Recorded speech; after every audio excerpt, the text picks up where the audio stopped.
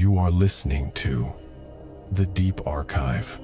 I'm your lead narrator, and you are now below the surface. The pressure here is different. Light reaches us only in narrow shafts. What we examine has been sealed inside files the world forgot to destroy. This episode, The Dust That Built the Century. We are entering the anatomy of a mineral that promised mastery over fire. For generations it was woven into the rituals of empire, packed around the boilers of industry, sprayed into the ceilings above sleeping children. What made it a miracle was its refusal to burn, to rot, to degrade. That same refusal became the architecture of a slow, invisible catastrophe whose final bill is still arriving. Inside these files, you will hear the dry whisper of fibers lifting from a quarry strike. You will watch a Roman napkin pulled clean from the flames, shedding something the naked eye could never see. You will stand in a basement as a woman bends over a washtub of gray water, breathing in the residue of her husband's shift. You will sit in a shipyard while a burlap sack is opened in a compartment with no ventilation. You will feel the decades pass inside a body that kept a perfect, silent ledger of every needle it could not expel. And you will listen to the tick of a long case clock that sounds not a warning, but a latency. The space between the breath and the diagnosis, between the sealed memo and the courtroom, between a town named for the mineral and a town that voted to erase its own name. The archive does not forget, but it keeps its own timetable. If what you hear compels you, pull this file from the depths and pass it along. Subscribe wherever you surface. Now, turn your attention downward. The descent begins with the strike of a chisel against pale, greenish stone. In the cold morning air of a quarry, something ancient is exhaling. Let us begin. In a deep open pit quarry carved into the serpentine spine of a hill, a stonemason sets his chisel against a seam of pale, greenish rock.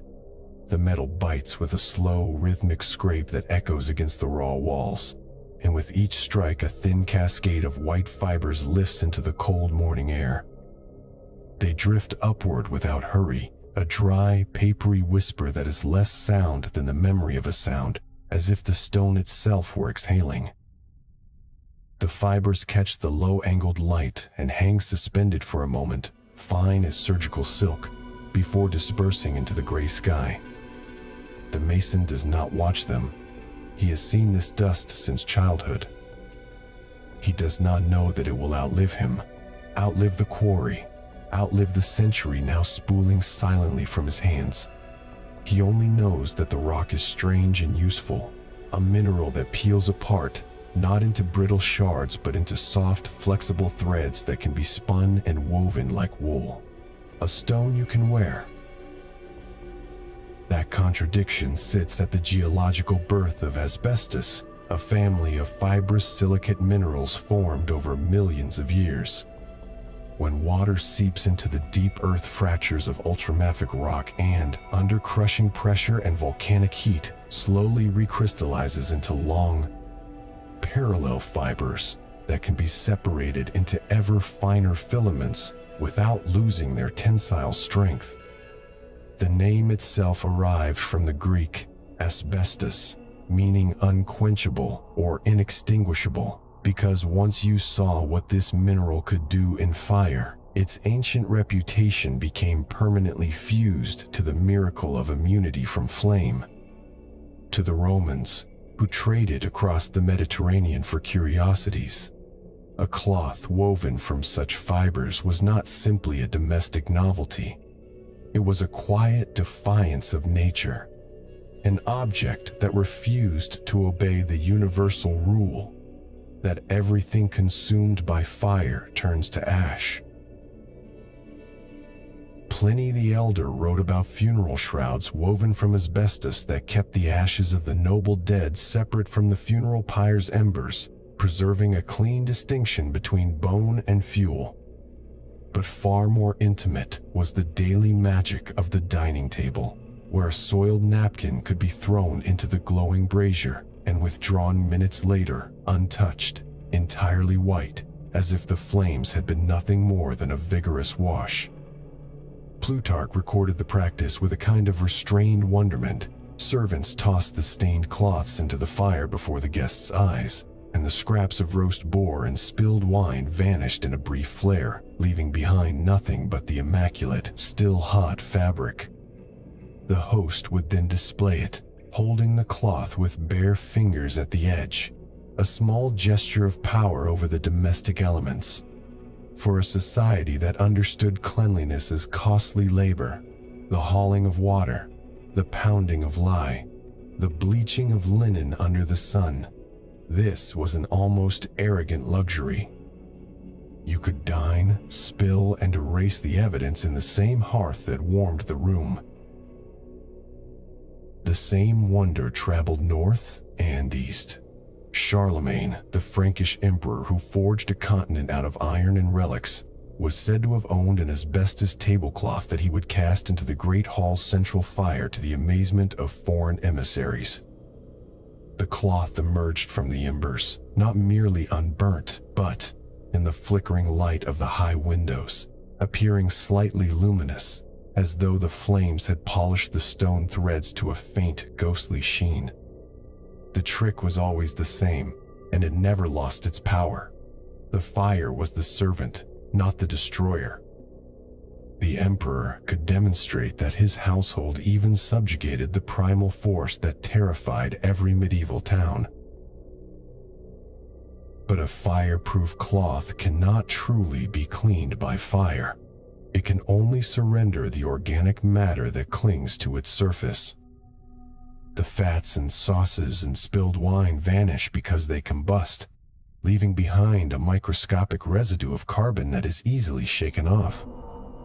The cloth itself, being rock, remains chemically unchanged, its long crystalline fibers held together only by the loose friction of their own weaving. And here, in the small unobserved space between one dinner and the next, the paradox began to breathe.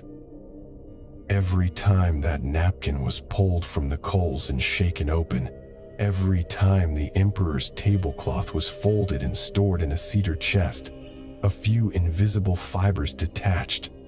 They did not burn. They did not dissolve in water or soap. They simply separated from the weave and floated into the air of the room, fine enough to ride the faint thermal currents rising from a lamp flame, patient enough to settle on every surface: plates, goblets, the waxed wood of the table, the dry folds of a tunic, and light enough to be breathed. The human respiratory system is an efficient trap for the visible world, but it never evolved to detect a sliver of rock 200 times thinner than a human hair. The nasal passages, the mucus escalator of the bronchi, the coughing reflex, all these defenses were designed for pollen, dust motes, the carbon smuts of oil lamps.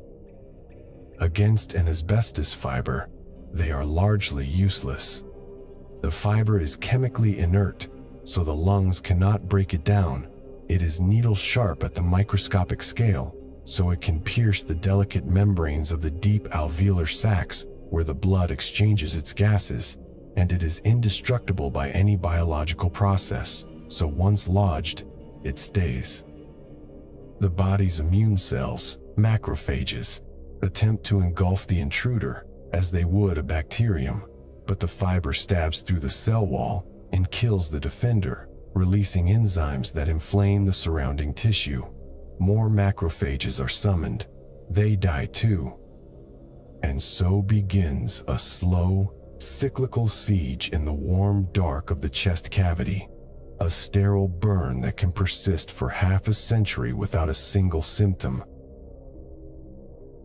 The Romans and the Carolingian courtiers who marveled at the unburnable cloth could not have known this, and the absence of that knowledge sits in the archive like a locked drawer we can only open in retrospect. They saw the fireproof miracle and read it as a sign of purity, of mastery over the destructive element. What they did not see, what they had no instruments to see, was that the fabric that could not be destroyed by flame was, all the while, shedding a dust that in the long quiet of the body's interior would become a fire of a different order, a fire without temperature, without light, without mercy. To be clear, the ancient exposures were minimal, a curiosity, a footnote compared with what was to come. The occasional fiber drifting from a banquet napkin likely harmed nobody in an era when half of all children never reached adulthood. But the principle was already written into the mineral's crystalline structure. A thing too perfect, too immutable, cannot be safely incorporated into the soft, warm, renewable architecture of living tissue.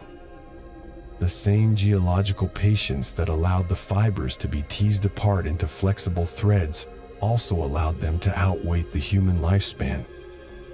The stone could be woven into culture, into the very rituals of hospitality and power, precisely because its ultimate cost operated on a time scale that no ancient law, no medical tradition, and no imperial edict had ever been designed to recognize. There is a particular cruelty in the fact that the ancient proofs of asbestos's virtue were always public and theatrical, while the slow consequences are private, internal, and illegible until long after the performance is over. Pliny the Elder, who so admired the funeral shrouds, also recorded the rasping cough of slaves who wove the mineral into fine cloth, but he interpreted it as a nuisance of the trade, something a good night's rest would mend. The material itself was innocent, merely stone from a hillside, no more sinister than marble or flint.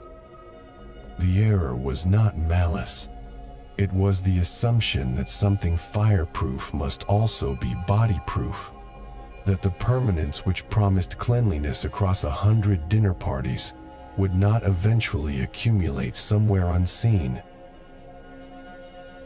And now, in the cold morning of the quarry, the mason pauses to wipe his forehead and watches the cloud of fibers settle onto the tool bench, onto his wool coat, onto the bread he will eat at midday. The white dust is already inside the cuffs of his sleeves, inside the creases of his neck, inside the slow, deep draw of his breath.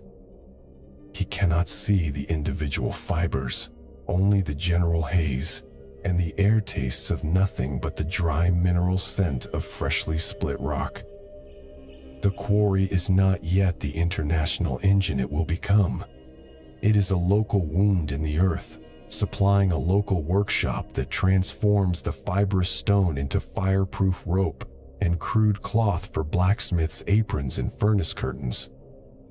But the vectors are already in place.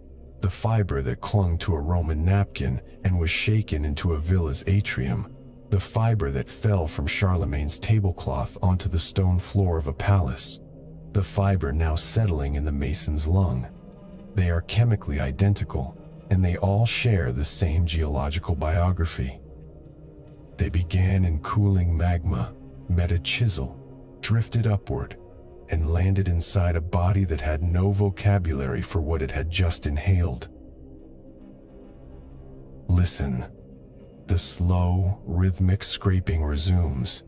The dry whisper of dislodged white fibers fills the air again, a sound so faint it barely registers at the threshold of hearing but carries forward into the long corridor of years like a promise, the stone made long before there were ears to hear it.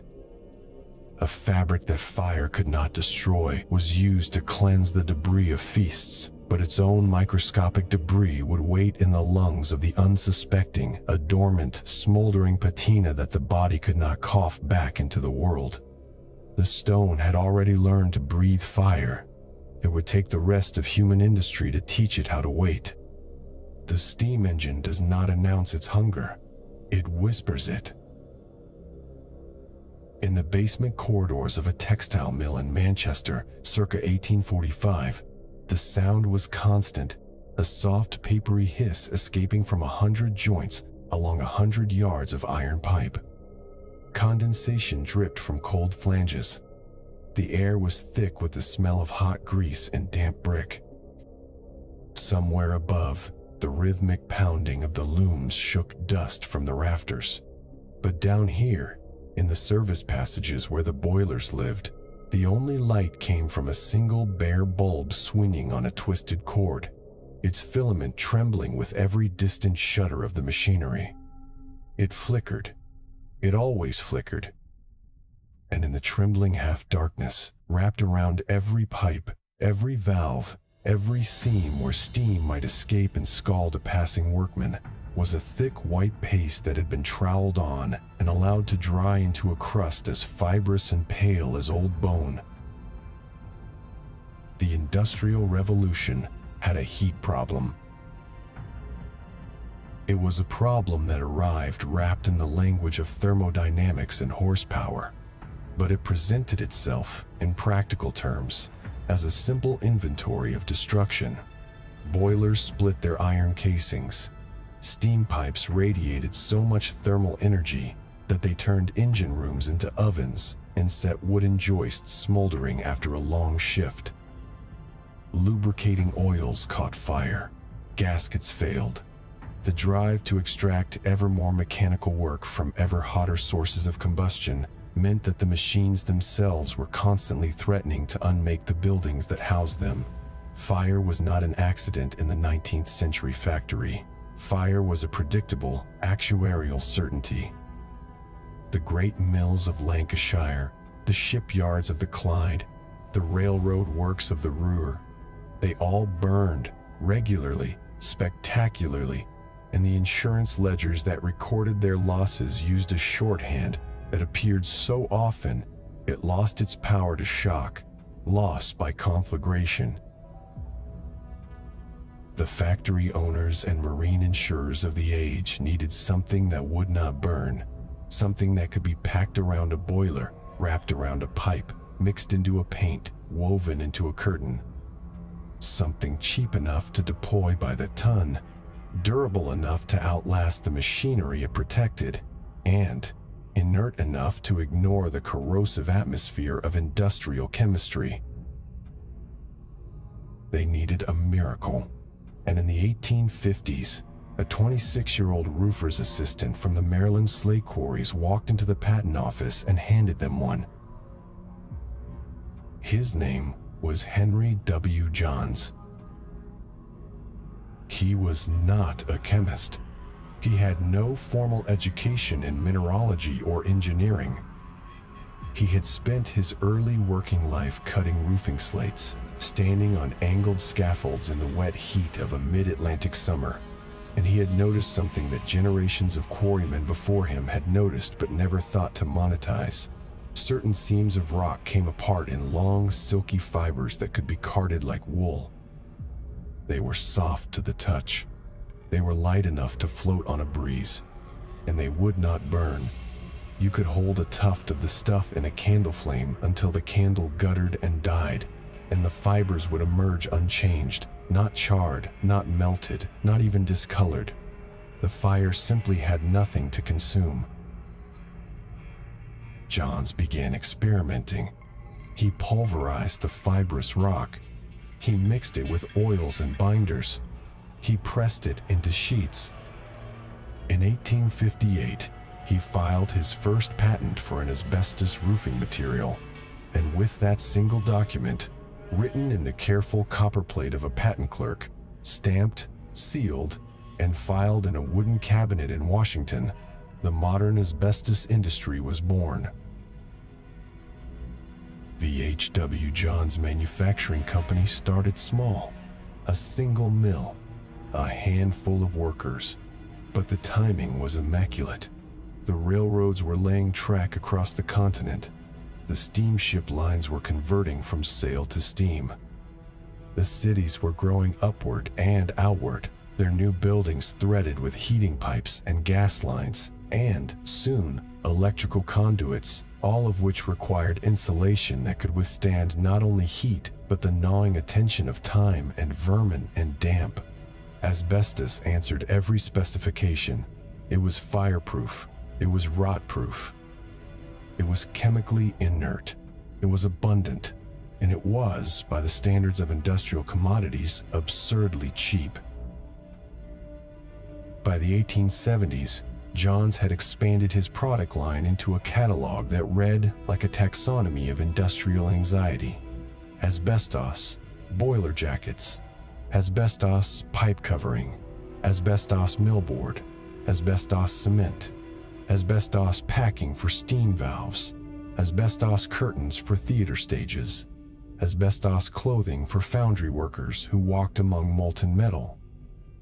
The company's advertising materials used language that would echo through the next century with an irony so deep it would require a new vocabulary to describe: indestructible, permanent, lifelong protection. The strange part was not that the claims were true. The strange part was that they were precisely, chemically, geologically true. The fibers that Henry Johns was shipping by the boxcar load had been formed in the Earth's crust over geological timescales, serpentine rock subjected to unimaginable pressure and heat. Its crystal lattice rearranged into hollow tubes of magnesium silicate so fine that 10,000 of them bundled together would still be thinner than a single human hair. They did not decay because there was nothing in the terrestrial environment that could break their molecular bonds. They did not burn because they had already been forged in conditions that made a blast furnace look tepid. They were, in the most literal sense available to 19th century science, indestructible. And that was the quiet catch. The same property that made asbestos a perfect industrial insulator, its refusal to degrade, its chemical indifference to the world, also made it a perfect intruder in the human lung. But no one knew this yet. No one could know this yet. The microscopes of 1858 could not resolve individual fibers. The medical vocabulary of 1858 had no word for mesothelioma. The connection between a white powder and a slow suffocation 40 years later was not merely undiscovered. It was, given the tools and frameworks of Victorian medicine, undiscoverable. The lethal mechanism was already present, already operating, already lodging its first microscopic splinters in the alveoli of the men who shoveled raw fiber into the carding machines. But it would take another half-century before anyone could see what was happening, and another half-century after that, before anyone with power would admit it. In 1901, Henry Johns died. The cause of death recorded on his certificate was pulmonary tuberculosis. He was 69 years old. He had spent 4 decades in close proximity to the mineral that made his fortune, breathing its dust in the mill rooms and the mixing sheds and the research laboratory where he personally tested new formulations. Did his lungs, at the time of his death, already contain the crystalline signatures of the industry he founded? The question is unanswerable. His body was not autopsied for fiber burden, but the epidemiological arithmetic of what we now know about chrysotile latency suggests a probability that hovers in the space between possible and likely, a probability that the founder of the asbestos industry was also among its earliest unreported casualties. His company did not die with him. It merged. It grew. It became the Johns-Manville Corporation, an industrial colossus whose name would appear on the packing slips of nearly every major construction project in North America for the next 70 years. The pipelines, the power plants, the warships, the elementary schools, the hospital boiler rooms, the ceiling tiles in 1,000 suburban basements. By the middle of the 20th century, Johns-Manville controlled the largest asbestos manufacturing and distribution network in the world. Its annual report spoke of growth and diversification and shareholder value. Its legal department spoke in quieter tones, but with equal clarity. The mineral that promised to tame the destructive force of flame and prevent industrial catastrophe instead became a slow-burning catastrophe woven into the bones of industry itself. There is a word that appears in the correspondence of 19th century industrialists when they write about asbestos, and the word is tame. They wrote about taming steam, taming heat, taming the violent energies that their own machines had unleashed. And it is worth pausing on that word, tame, because it implies a particular relationship between the tamer and the tamed. You tame a wild animal. You tame a river. You bring it under control, make it servile, bend its destructive potential toward productive ends. But the word also contains an unspoken assumption that the thing being tamed is, in itself, dangerous, that its natural state is opposition, that the act of domestication is provisional and partial, and always, in some hidden corner, reversible. Asbestos tamed fire. It tamed steam. It tamed the thermal chaos of the engine room and the foundry and the boiler deck. It did this so effectively, so completely, that within a single generation it became invisible, just another component in the mechanical ecology of modern life, as unremarkable as a brass fitting or a cast iron flange. The miracle became banal, and in becoming banal, it escaped the careful attention that had initially been paid to it. The men who wrapped the pipes no longer thought about what they were handling. The architects who specified the fireproofing spray no longer read the patent language. The families who moved into the new houses, the children who sat under the acoustic ceiling tiles in the new schools, the patients who convalesced in the new hospital wings, none of them had any reason to look up and wonder about the white-gray fuzz that lined the service ducts. The mineral that had been dug from the earth with dynamite and sweat, that had been pulverized and carted and mixed and pressed and shipped across oceans, simply withdrew into the architecture and waited. The waiting was the part that no one had calculated. Not the insurance actuaries, not the factory inspectors, not the chemists who published their analyses in the trade journals. The latency clock, the decades-long gap between inhalation and symptom, was so far outside the normal horizon of industrial accounting that it might as well have belonged to a different species of time. The boiler that failed could be replaced next week. The worker who burned his hand could be bandaged and sent back to the floor. But the fiber that lodged in the deep lung tissue, that pierced the mesothelial membrane, that triggered an immune response destined to fail and keep failing for a quarter century, that was a liability with no line item, a debt with no payment date, a catastrophe so slow-moving that it barely registered as movement at all. The sound in the basement corridor was still a hiss. It would always be a hiss. The bare bulb still flickered. The white crust on the pipe still held the steam inside the iron where it belonged, performing its assigned task with the same indifferent perfection that would eventually make it a ghost in a million medical files. And somewhere upstairs, in a ledger book bound in black cloth and stored in a fireproof safe, a safe insulated, almost certainly with the company's own product, a clerk was entering the day's production figures in a column of neat numerals, carrying forward the balance, closing the account. The first thing a visitor noticed was the dust. It settled on windowsills and shop awnings, drifted across the main street in pale eddies, and clung to the leaves of the maple trees with a patience that seemed almost botanical. The town sat at the edge of an enormous crater, a hole in the earth so vast it disrupted the scale of the surrounding hills.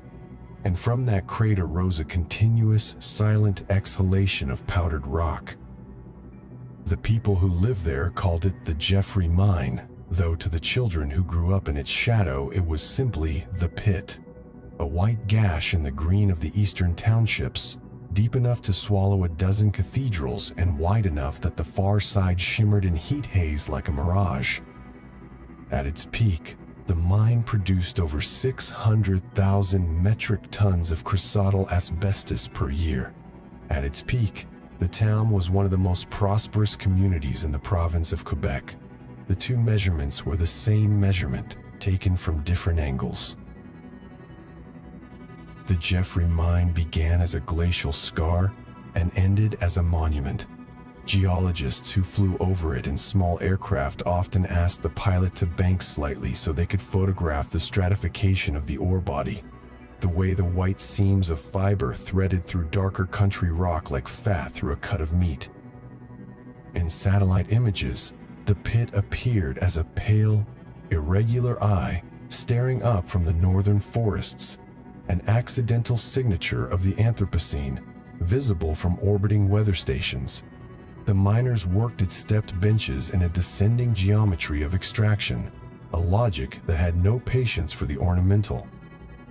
Each shift, they drilled into the walls of the crater and packed the holes with ammonium nitrate, then withdrew to blast shelters whose corrugated steel roofs rattled with every concussion. The explosions were not dramatic to the ear of anyone who had lived long in asbestos. They were simply the town's systolic rhythm, the hollow percussion that marked the hours as reliably as church bells in other places. And after the blast, the soft, granular cascade of newly liberated rock, a sound like sugar being poured from a torn sack. The dust lifted in slow motion, catching the morning light and transforming it into something almost architectural, temporary colonnades of suspended silica, white on white, rising and dissipating.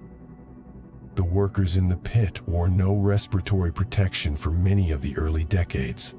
The fibers were simply part of the air, as natural as pollen in spring. When a man came home from his shift, his hair was stiff with a gray-white paste of sweat and mineral residue, and his boots left powdery impressions on the kitchen linoleum that his wife would sweep up with a damp rag. That rag, rinsed in the sink, released a milky swirl into the drain. Nothing was wasted. Nothing was lost. The dust simply found new accommodation. The town of Asbestos, like its twin Thetford mines 40 miles to the northeast, had been constructed almost entirely from the profits of the fiber, but it was also constructed with the fiber. Chrysotile asbestos, the most commercially desirable form, with its long, silky, flexible crystals, had a chemical patience that industrialists adored. It did not burn. It did not rot.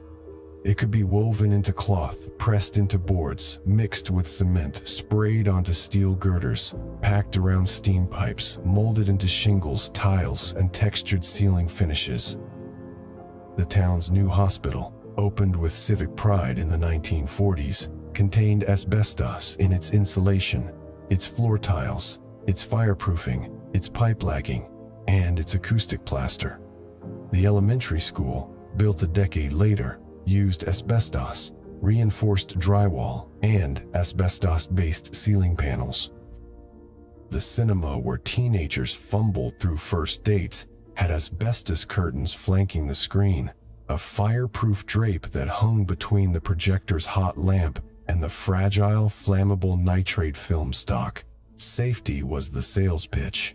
Durability was the promise. Nothing burned. Nothing decayed. The walls of the White City were guardians against the caprices of flame and age. The paradox assembled itself with the miner's own patience. A town whose name would one day become an international shorthand for occupational disease gave its residents the most intimate shell of their lives. The roof over the kitchen table, the walls around the nursery, the pipe that carried steam to the radiator on a January night, and that shell was laced with the same material that, in its raw form, coated the sidewalks and whitened the laundry on the line. The children who kicked soccer balls across a patch of grass near the main shaft did so on a field whose topsoil was generously mixed with gray tailings, the crushed and processed residue of rock that had already given up its best fibers but clung to enough remnant dust to become airborne with every slide tackle and goal celebration. The airborne drift from the pit itself, when the wind was wrong, settled over the playground swings and the public swimming pool with the neutrality of fine talcum. Nobody called it contamination because contamination implied an outside invader, and the dust belonged here. It had always been here. It was what made the town possible. A visitor in the 1950s might have stood on the observation platform that the mine's publicity department had erected for tourists and journalists, and looked down into a hole that measured over a mile across and grew deeper by the day, and felt something like awe at the scale of human industry. The trucks that hauled ore up the switchback ramps were the size of houses. The shovels that filled them could scoop 50 tons of rock in a single bite. The fibers that came out of that rock were sorted, graded, and bagged in vast quantities, then loaded onto freight cars that rolled south to American factories or east to the port of Montreal for shipment across the Atlantic. The brochure handed to each visitor used the word miracle without irony and listed the products that asbestos made safer: brake linings for automobiles, gaskets for warships, fire suits for foundry workers, water pipes for municipal water systems. The miracle was real, in the sense that a functional material with immense heat resistance and cheap extraction costs actually did solve a great many engineering problems. The brochure did not mention the carding rooms of the textile plants. It did not mention the rag in the kitchen sink. It did not mention the word asbestosis, though the word had been in medical circulation for 30 years. The omission was not a lie, exactly. It was an editorial choice. The White City had no need to discuss shadows, because the sun was always shining on the white dust. The geology of the eastern townships had conspired over some 400 million years to create the exact conditions for chrysotile formation. Serpentinite rock, exposed to heat and pressure deep in the Earth's crust, had hydrated and recrystallized into veins of fiber running through the darker stone-like streaks of fat through a cut of meat, the same image the geologists noted from their planes. The indigenous Abenaki people had known about the fibrous stone for centuries, but they had no use for it beyond a curiosity. It took the Industrial Revolution to transform the seam into a resource, and it took the ambitions of the early 20th century to transform the resource into a civilization-scale material.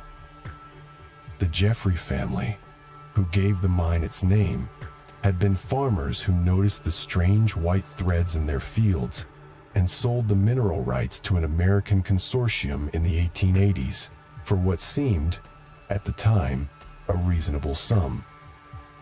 Within 2 generations, the hole in their former pasture was the largest open-pit chrysotile mine on Earth, and the town that fed it had a population of over 6,000 souls, with its own newspaper, its own hospital, and its own sense of identity forged in the crucible of shared labor and shared dust.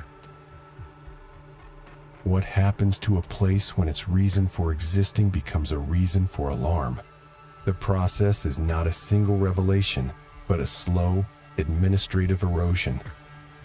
Throughout the 1960s and 1970s, as medical evidence mounted and lawsuits proliferated in the United States, the demand for Canadian chrysotile began a long, uneven decline, temporarily offset by new markets in Asia and Latin America, but never returning to the boom years.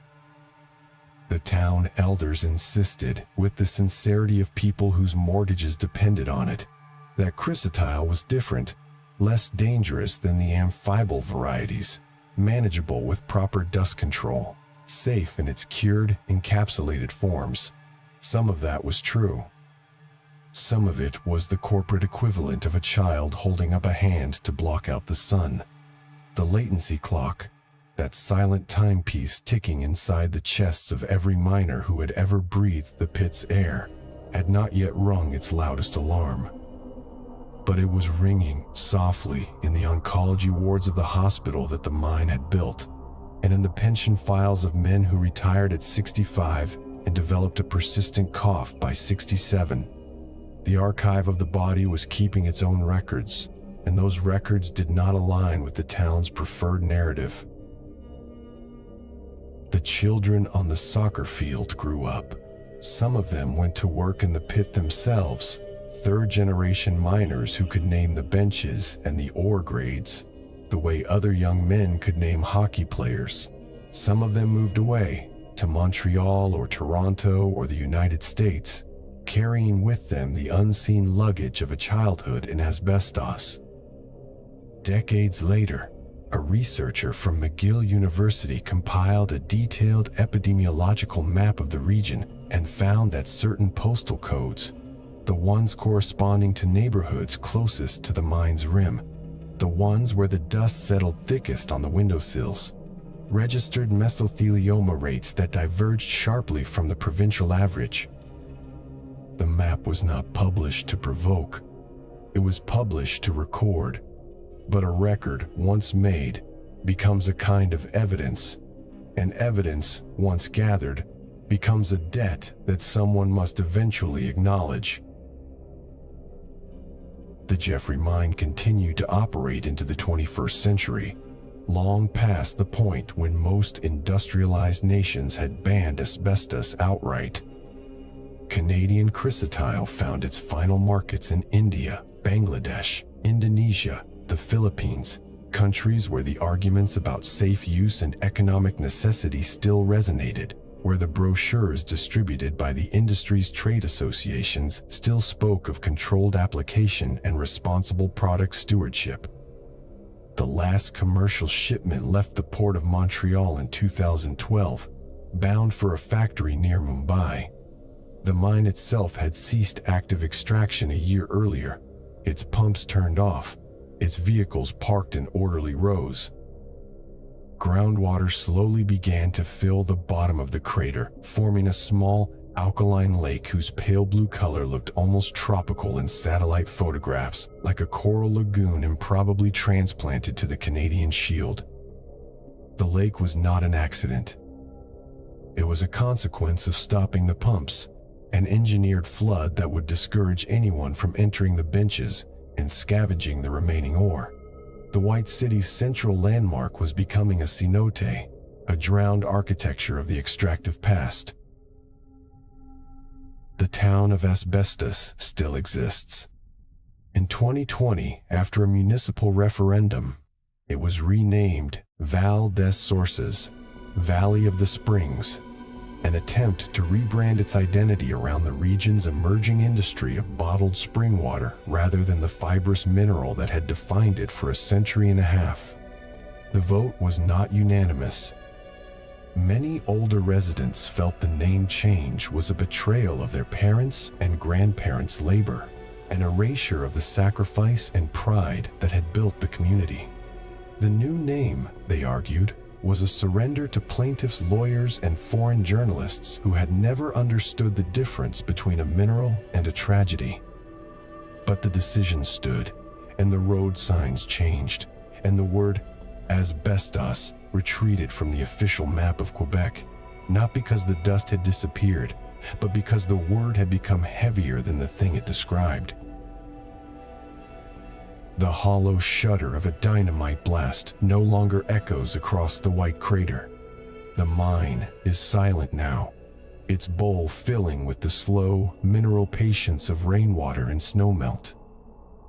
But the architecture that the mine made possible still stands in tens of thousands of buildings across the province, across the continent, across the old industrial world.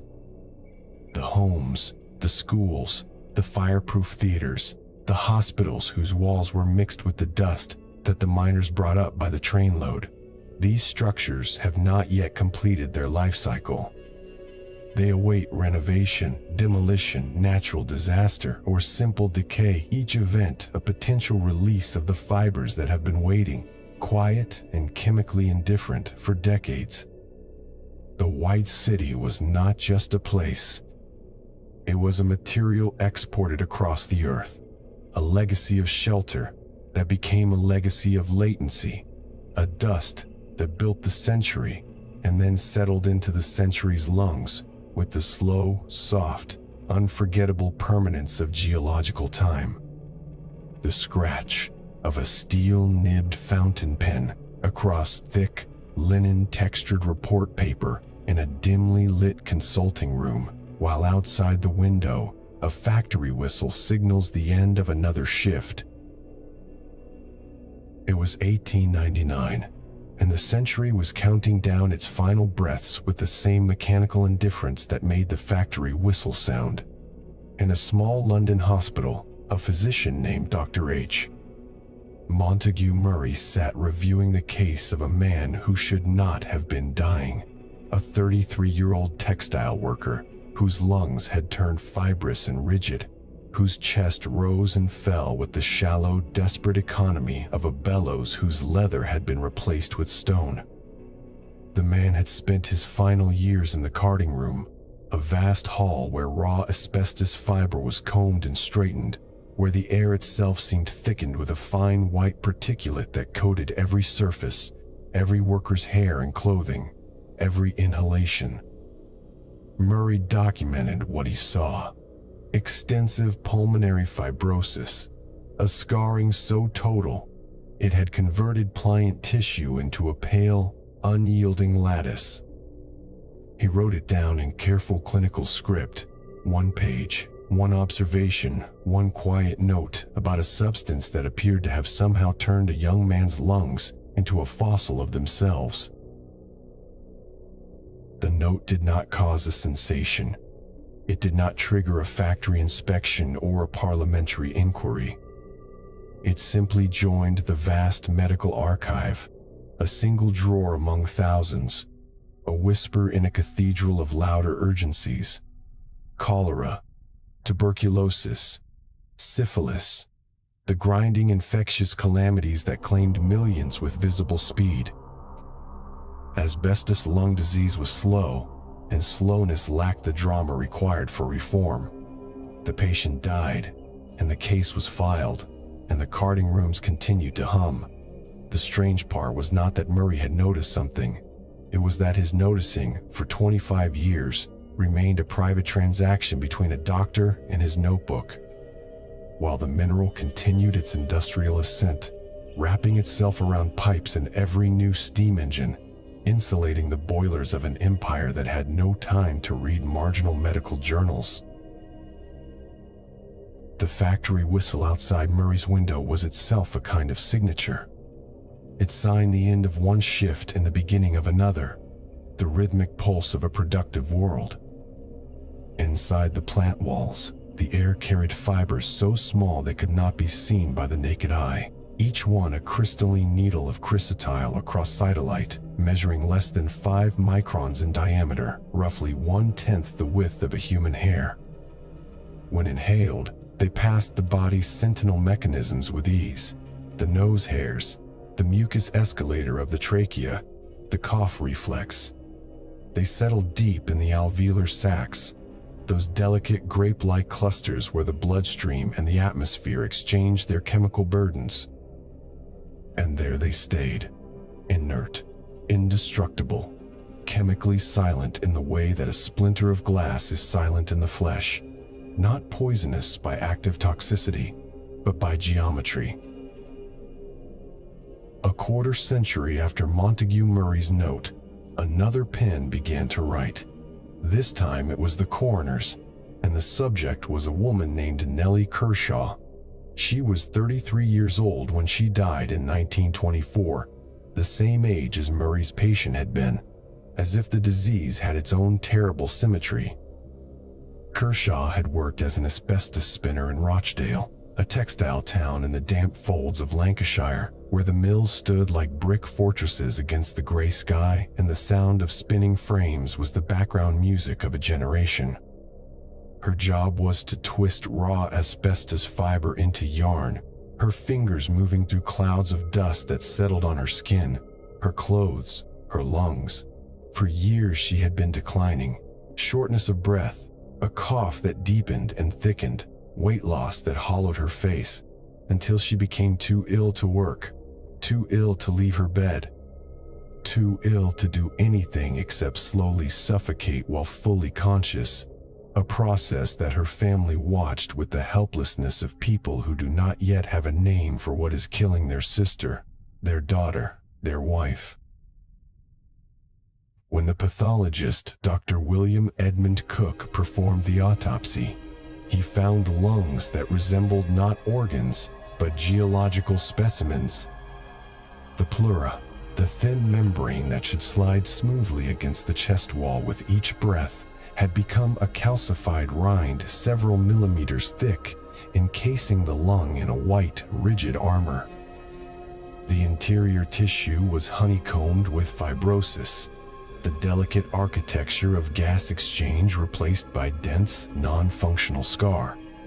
Cook had seen silicosis, the lung disease of stonecutters and miners, but this was something different, a pattern of damage he had not encountered before.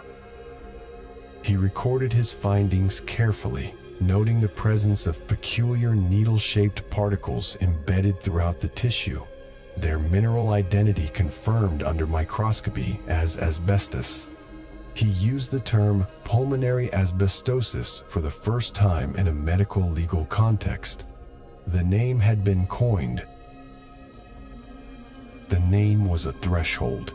It converted a set of symptoms: the cough, the weight loss, the clubbed fingers, the breathlessness that turned a flight of stairs into an alpine ascent, into a recognized occupational disease, a condition with a cause, a mechanism, and, implicitly, a responsible party. But the recognition did not bring comfort to Nellie Kershaw. It brought her an industrial tribunal that refused to compensate her death. Her employer, Turner Brothers Asbestos Company, argued that her lung condition was not exclusively caused by asbestos, that she might have had tuberculosis or some other unrelated ailment. They pointed to the lack of previous cases, the absence of regulations, the fact that no one had told them the dust was dangerous. The coroner's court recorded a verdict of death by industrial disease, but the legal machinery of compensation ground forward with its own logic, and Kershaw's family received nothing, not a pension, not a settlement, not a formal acknowledgement that the dust she had spun into profitable yarn had simultaneously spun fibrosis into her lungs. There is a ledger in this story, though it is not made of paper. It is the ledger of clinical observation, and its entries were being filled in different hands, in different cities, with a consistency that no manufacturer could dismiss as coincidence. A Dr. W.E. Cook published Kershaw's case in the British Medical Journal in 1924, complete with radiographs and microscopic photographs. His paper described an occupational risk that was not hypothetical but demonstrated, not rare but endemic, not acute but slow burning. Other physicians added their own observations. Cases of lung scarring among asbestos miners in South Africa, among insulation workers in the United States, among shipyard laborers who had never heard the word asbestos, but whose chest X-rays showed the characteristic ground glass opacity, the pleural plex, the telltale silhouette of a lung that was no longer a lung, but a memorial to exposure. The paradox is stark and quiet. Two medical notes, one scribbled by a chest physician in a London consulting room in 1899, Another, etched by a coroner's blade in a Rochdale mortuary in 1924, contained within them the complete seed of evidence required to indict an industry that would grow into a global empire. The thread was there, ready to be pulled, but the pulling took decades because the disease worked on a timescale that outpaced human attention spans. Mesothelioma, the cancer of the mesothelial lining that asbestos also causes, typically takes 20 to 50 years to emerge. A factory worker exposed in 1924 would not develop the first symptoms until 1944 or 1964 or even later, long after the factory itself might have changed ownership, changed processes, changed its corporate name through mergers and acquisitions, until the legal entity that had employed her no longer existed in recognizable form. The delay was not a flaw in the mineral. It was its most insidious property, the ability to lie dormant past the statute of limitations, past collective memory, past the lifespan of the firms that had profited from it. In the dim light of the consulting room, Murray's pen had moved across the page with the certainty of a man recording an anomaly. He did not know that he was writing the opening line of what would become a century-long medical controversy, a series of trials, a redefinition of corporate liability. He knew only that a young man's lungs were full of scars, and that the scars contained fibers, and that the fibers came from the carding room. That was enough. Science often begins with a single notation that seems, at the time, like a minor curiosity, a case study suitable for a Thursday afternoon lecture, a footnote. But the footnote, once written, cannot be unwritten. It sits in the archive, waiting for the world to catch up to its implications. The factory whistle that sounded outside the window as Murray wrote marked the end of another shift. Down in the carding room, the men and women were filing out, shaking dust from their clothes, heading home to wash their hands and faces and to hang their overalls on a hook near the kitchen, where the dust would fall silently onto the floor, the table, the children's toys. The whistle was a signal of release, the promise of rest, and the small rewards of domestic life. But the dust had no whistle. It had already settled in the warm, dark passages of the lung, and its own shift would not end for decades. The fine focus knob of a research microscope does not click so much as its size. A precise, oiled mechanical breath that moves the objective lens by increments measured in microns. Under a narrow pool of fluorescent light, a sample of human mesothelium floats in a thin layer of formalin and hematoxylin. Its cells stain the color of a late autumn plum. The technician's hand adjusts the stage, and the image resolves. A field of translucent, needle-like slivers spiked through living tissue like a geological event frozen in biological time. They are not bacteria. They are not viral inclusions.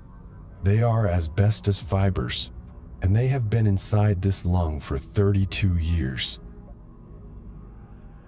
These fibers began as stone, not as poison, not as weapon, but as crystalline lattices of magnesium, silicon, and oxygen forged in the slow hydrothermal crucible of the Earth's crust over tens of millions of years. When a geologist describes chrysotile or chrysotolite, they speak of a mineral habit, a tendency for molecules to self-assemble into long, flexible fibrils that can be teased apart until they are finer than spider silk, stronger than steel wire, and utterly indifferent to the temperature of a household flame. That indifference made them industrially precious. But the same chemical architecture that resists fire also resists digestion, dissolution, and the mild enzymatic solvents that the human body deploys against foreign intruders. The fiber is not alive, but it endures as though it were. In the warm, wet machinery of the lung, it is effectively immortal. Once inhaled, a single fiber measuring less than 1/10 the diameter of a red blood cell and invisible to any immune cell. Too large to engulf it, begins a migration that reads less like pathology and more like a slow-motion infiltration of disputed terrain. The lungs' branching airways taper into blind-ended alveolar sacs where oxygen slides across a membrane as thin as a soap bubble. A rigid silicate needle carried on the breath does not stop there. It pierces the alveolar wall. It enters the pleural space between lung and rib cage. Over months and years, aided by the body's own lymphatic currents and the mechanical flexing of respiration, it moves outward, lodging finally in the mesothelium, the delicate single-layer membrane that wraps the lungs, the heart, and the abdominal organs like a silk sleeve.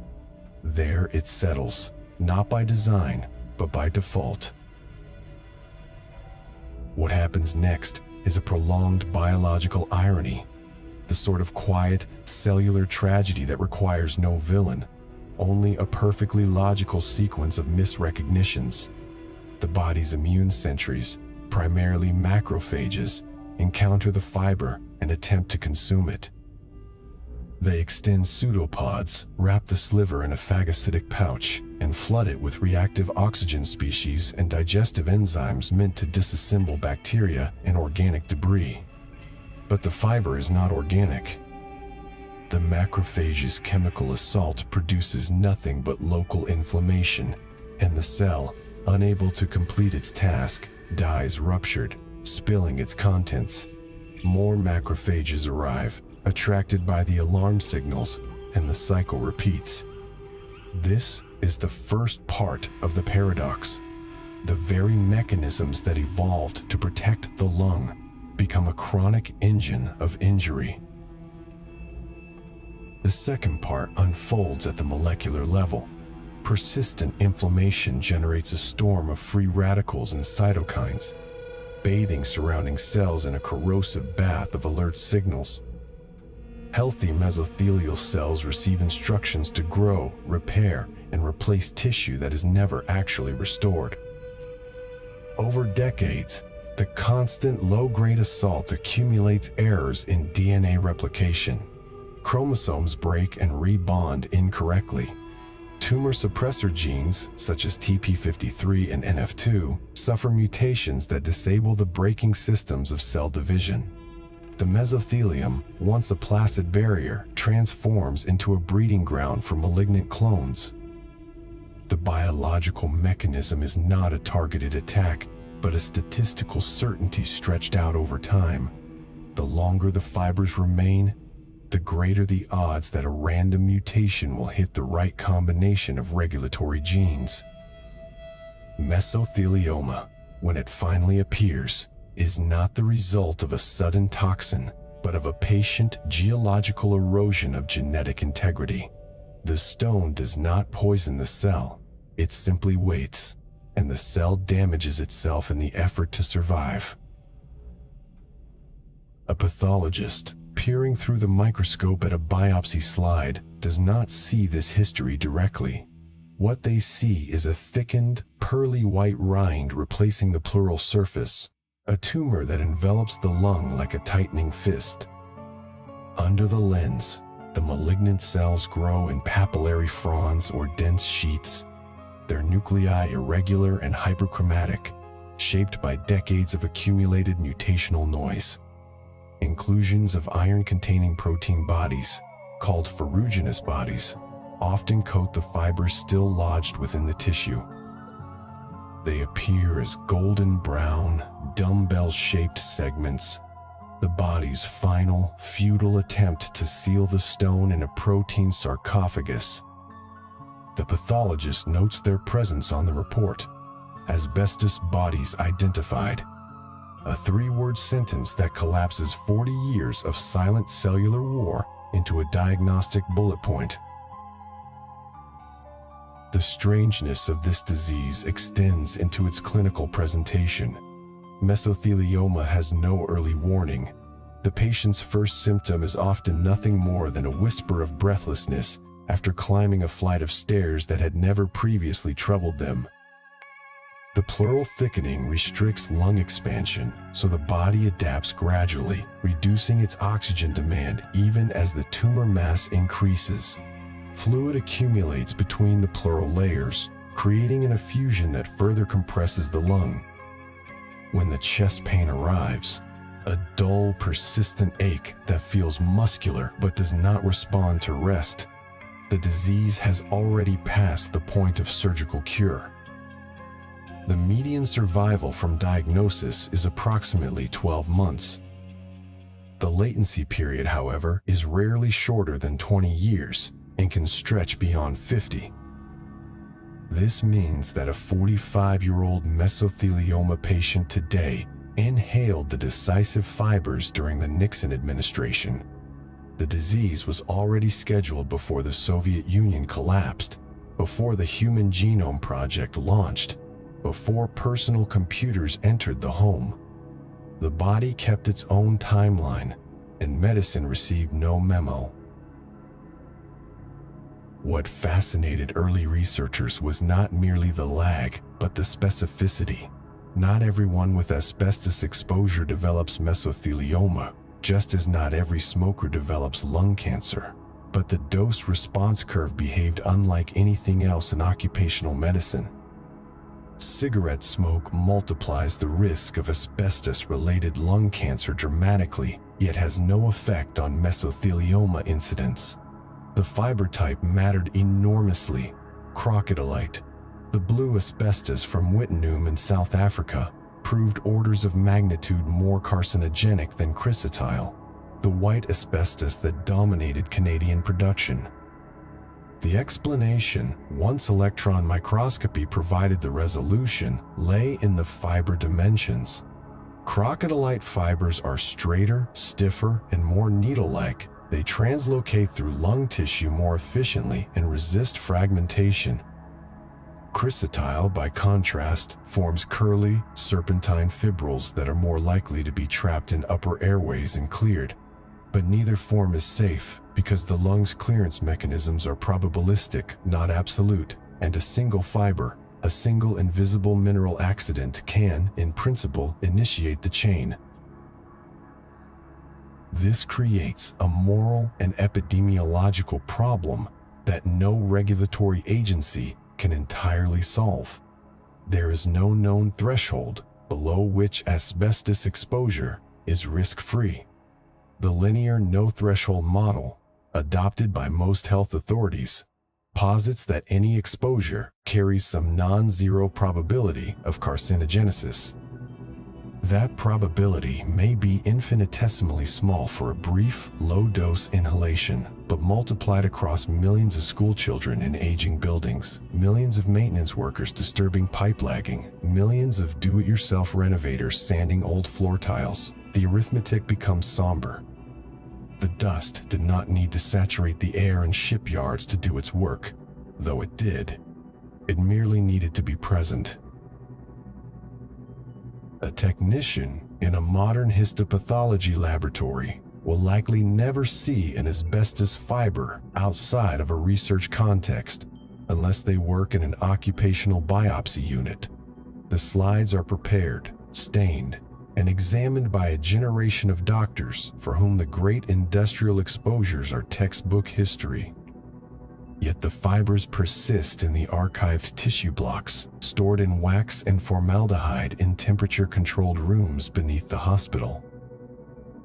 If you were to pull a random paraffin block from a pleural biopsy performed last Tuesday, the odds are small that you would find the telltale translucence of a silicate sliver. But the odds are not zero. The geological patience of the mineral means that the epidemiological curve has not yet peaked.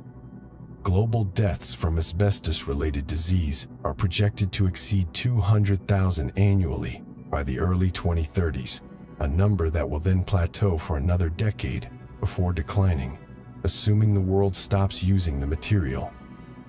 That projection is itself a silent archive, a demographic clock that ticks not in years, but in the slow, cytoplasmic unwinding of DNA inside mesothelial cells that have not yet turned malignant. The microscope does not record the names of the patients, nor the factories they worked in, nor the boardrooms that decided their exposures were an acceptable cost of doing business. It records only the morphology, dimensions, distribution, cellular reaction, and the quiet, crystalline evidence of a mineral that outlasted the industrial civilization that dug it from the ground. The fine focus knob clicks again, and the field of view shifts to a different plane within the tissue. More fibers. More slivers, angled at random like a handful of needles dropped into a bowl of stained gelatin. The light renders them as pale ghosts against the deep red of the histological stain, artifacts of a geology that entered the human body on a breath and never left. In the laboratory, the proposition is purely descriptive. Outside the laboratory, it remains a slow, unfinished sentence. The air inside the executive suite on the 22nd floor of the Johns-Manville Corporation headquarters had a peculiar stillness, not the silence of an empty room, but the controlled hush of a space designed to absorb consequence. A ventilation system hummed somewhere behind the walls, a low, steady note that blended with the distant murmur of Manhattan traffic. The corner office commanded a view of the city that the company's products had helped insulate, fireproof, and quietly fill with fibers too small to see. On a winter afternoon in 1934, the only object that disturbed the polished surface of the mahogany desk was a leather-bound report, its pages dense with columns of figures that had nothing to do with quarterly dividends. The report had been compiled over 18 months by the company's own medical consultants and insurance actuaries. Its subject was not mineral reserves, not shipping routes, not the expanding markets for asbestos cement pipe. Its subject was the respiratory lifespan of a man employed in the carding rooms, the crushing mills, and the weaving sheds. The numbers inside that leather cover projected how many years a worker could inhale the mineral dust before his lungs stiffened into scar tissue, before his breath shortened to a permanent wheeze, before the company's obligation to him transitioned from a wage to a disability pension, or, more efficiently, to a modest death benefit paid to a widow. The figures had been calculated with the same actuarial precision that underwrote shipping fleets and factory fires, but applied now to human tissue. The report was not framed as a warning. It was framed as a cost projection. The corporation that Henry W. Johns had founded in 1858 as a modest roofing materials firm had, by the 1930s, become the largest asbestos manufacturer on Earth.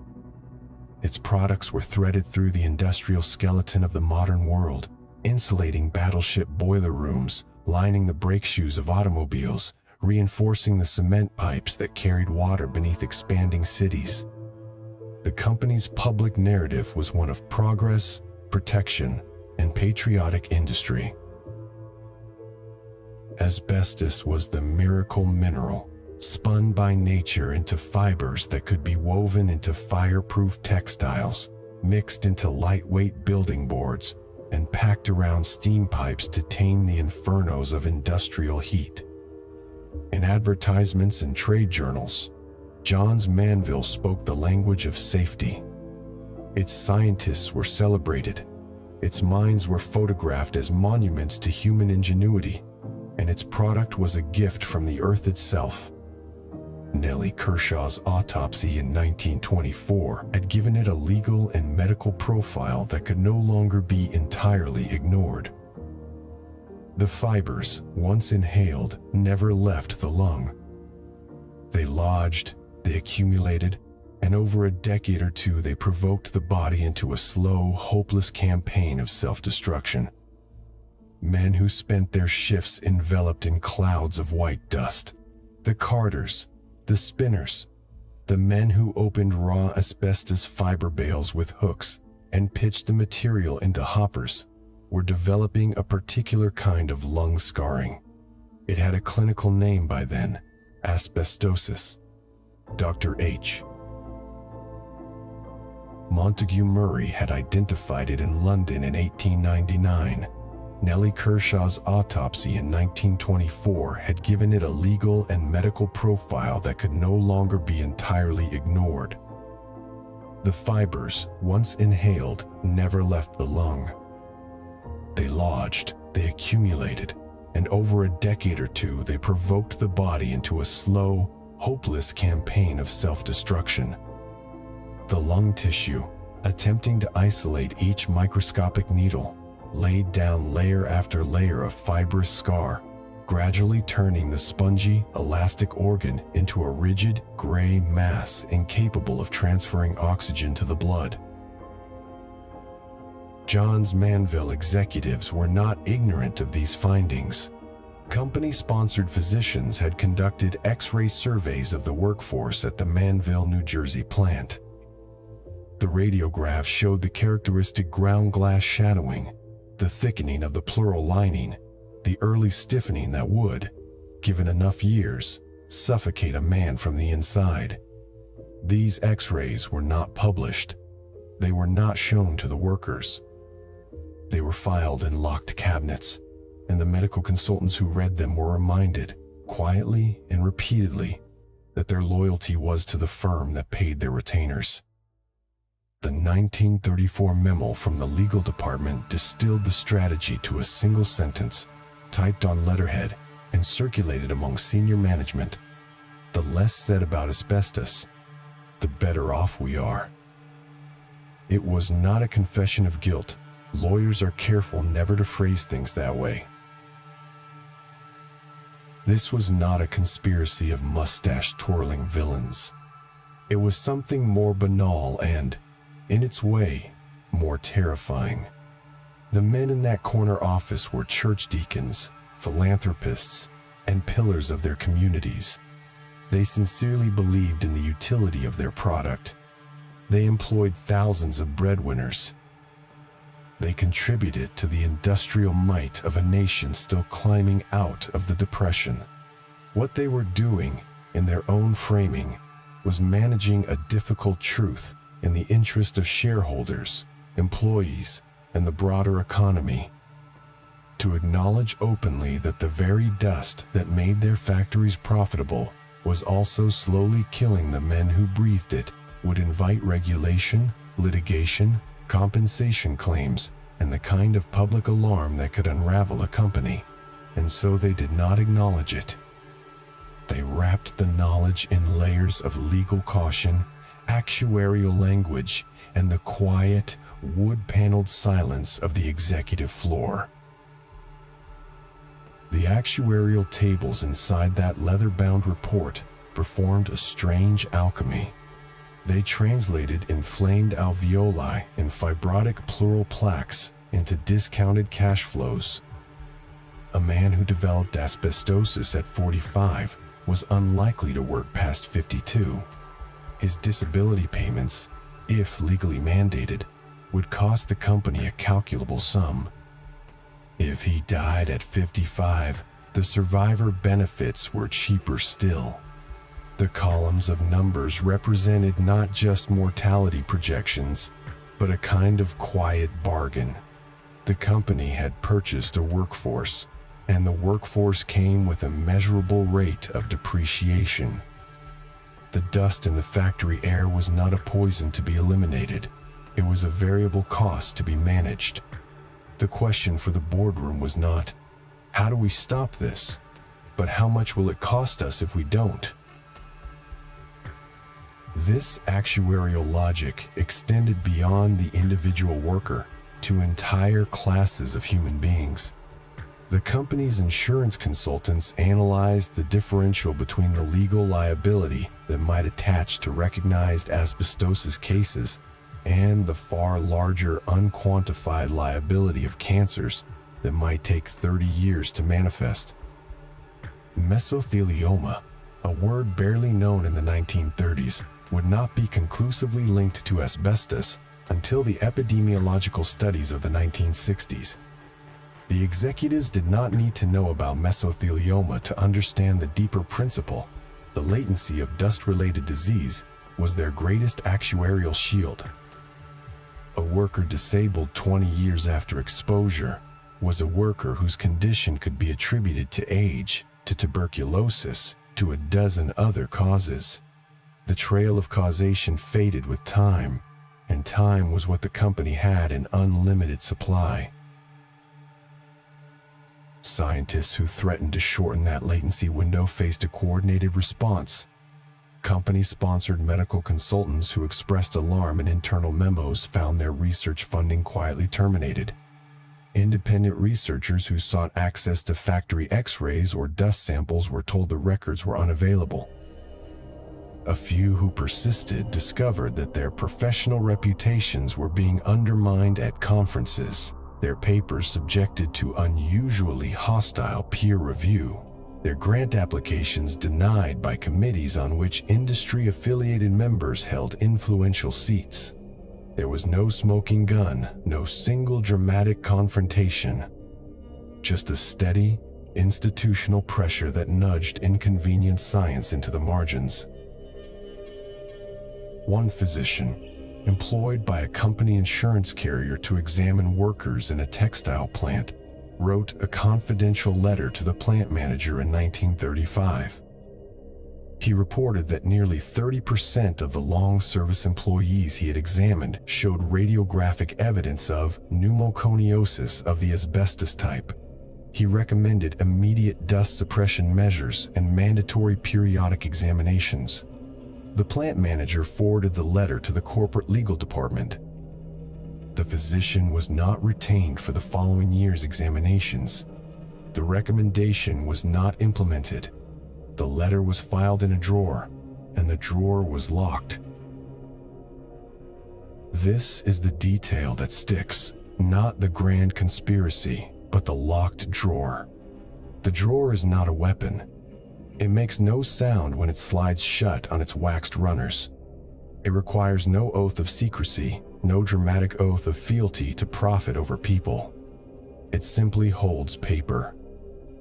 But what it does, across decades, across thousands of such drawers in dozens of companies, is to turn scientific evidence into a private holding, a piece of property that belongs not to the workers whose bodies generated the data, but to the corporation that paid for the film, the stethoscope, the hour of the examining physician. The knowledge existed, but it was knowledge under corporate seal, as inaccessible to the men in the carding room as the conversations on the 22nd floor. The ventilation system continued to hum. Outside the sealed windows, the city went about its business, its citizens unaware that the buildings they worked in, the schools their children attended, and the pipes that delivered their steam heat were saturated with the same mineral that was scarring the lungs of the workers in Manville. The boardroom had not yet had to confront the consumer dimension of the problem. That would come decades later, in a flood of litigation that would make the actuarial projections of 1934 look quaintly optimistic. But for now, the problem was containable. The workforce was replaceable.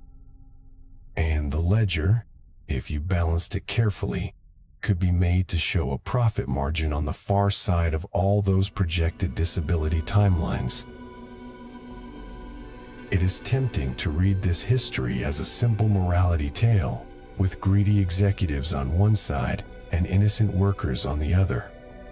The archive resists that simplification, even as it documents the decisions that led to 10,000 early graves. The men in that boardroom were not uniquely evil. They were operating within a legal and economic framework that permitted, even encouraged, the externalization of bodily harm. The Asbestos Corporation did not invent the practice of discounting worker health as an overhead expense. It merely applied that practice with unusual thoroughness, aided by a mineral whose latency period made the harm almost philosophically abstract a future cost that could always be deferred, a debt that would not come due until the signatories had long since retired to their own dust-free homes. The leather-bound report remained on the desk for several hours that afternoon. Eventually, a hand reached across the polished wood, lifted the cover, and turned a page.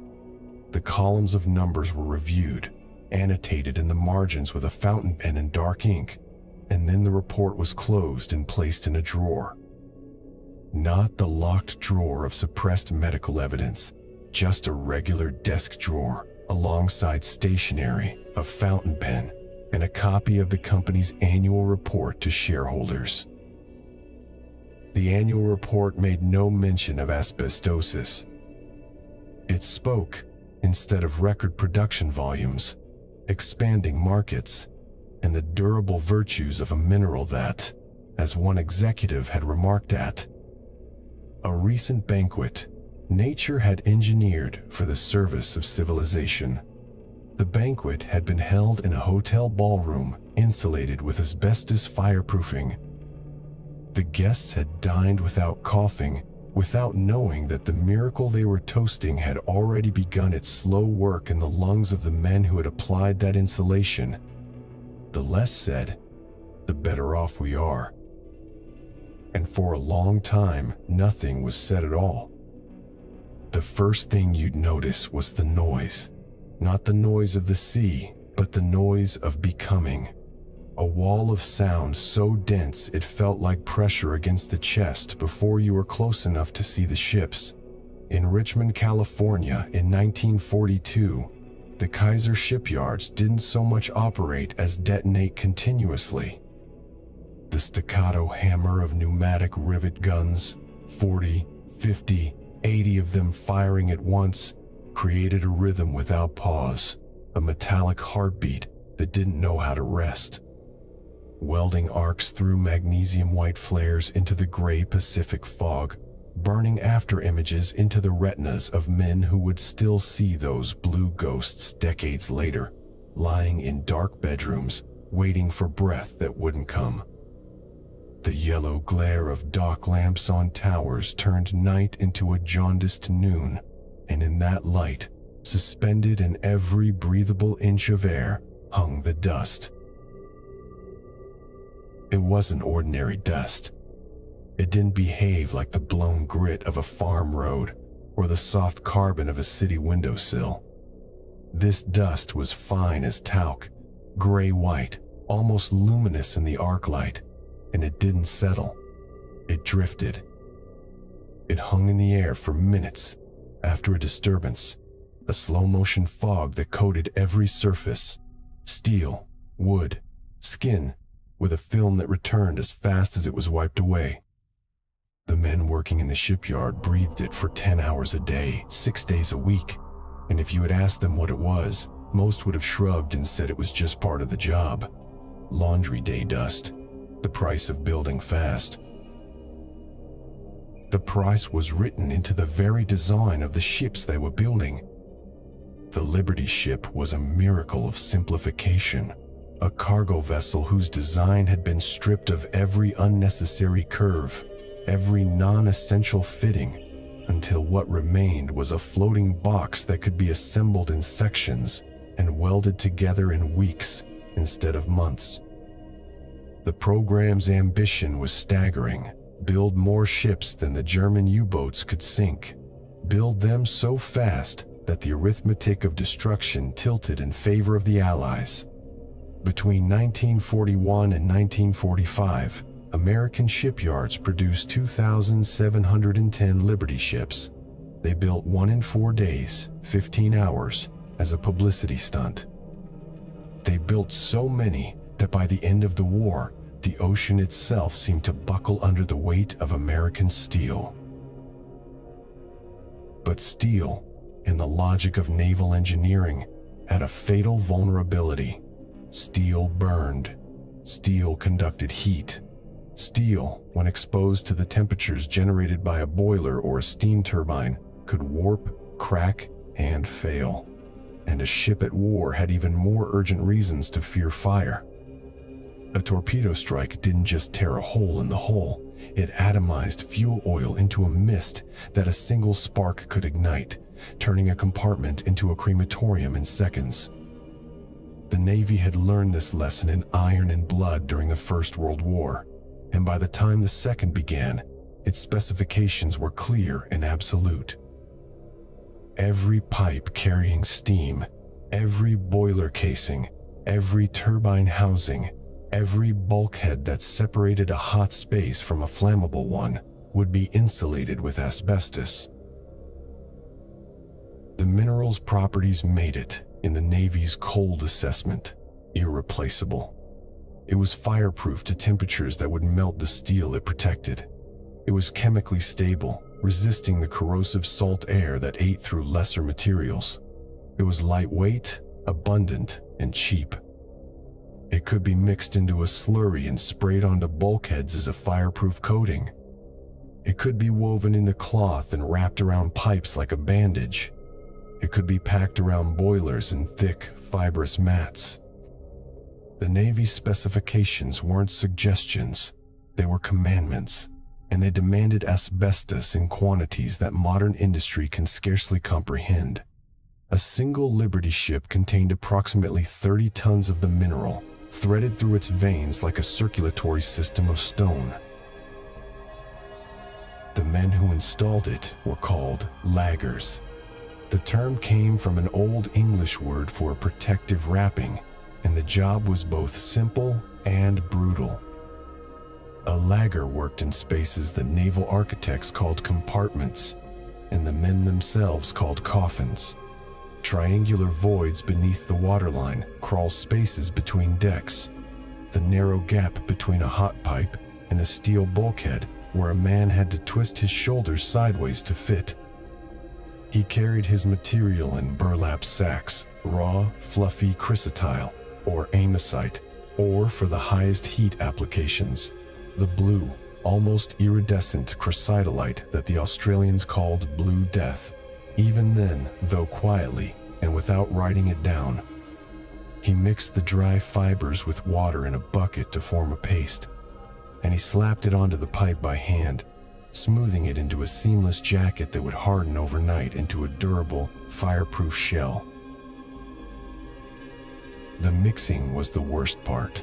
To open a sack of raw asbestos fiber was to release a cloud, not the visible kind that made a man cough once and turn his head, but the invisible kind, the micron scale kind, the kind whose individual particles were too small for the eye's resolution but present in numbers that turned the air into an abrasive fog. A single burlap sack, dumped into a mixing trough, could release millions of fibers per cubic meter of air. In the confined, unventilated compartments of a half-built ship, those fibers had nowhere to go. They swirled in the glare of a work lamp, settled onto the steel deck, and then rose again when a boot scuffed or a body brushed past. The laggers breathed this air for entire shifts. When they wiped the sweat from their faces, the gray paste smeared across their cheeks. When they blew their noses, the handkerchief came away gray. When they stripped off their work clothes at night, a puff of dust rose from the fabric like a ghost escaping the body. The photograph that survives in the Naval Archives doesn't show any of this. It shows a Liberty ship sliding down the ways in a cascade of bunting and champagne, a triumph of production genius. It shows the Kaiser shipyards at full capacity, the docks crammed with holes in various stages of completion, a monument to what American industry could achieve when it set aside the slow formalities of peacetime. What it doesn't show, what no photograph from that era shows, because nobody thought to point a camera at it, is the air inside the holes. The atmosphere that the workers inhabited, the slow, geological accumulation in the deepest branches of their lungs. And that is where the paradox of the Liberty ship resides, an irony so complete it feels sculpted by some malevolent literary hand. The ships were built to carry freedom across the Atlantic, to feed Britain, to supply the invasion of Europe, to keep the lights on in the democracies that were guttering under the shadow of fascism. They succeeded. The Liberty ships broke the U-boat blockade. They delivered the tanks and the flour and the oil that made liberation possible. They were, in the plainest sense, instruments of salvation.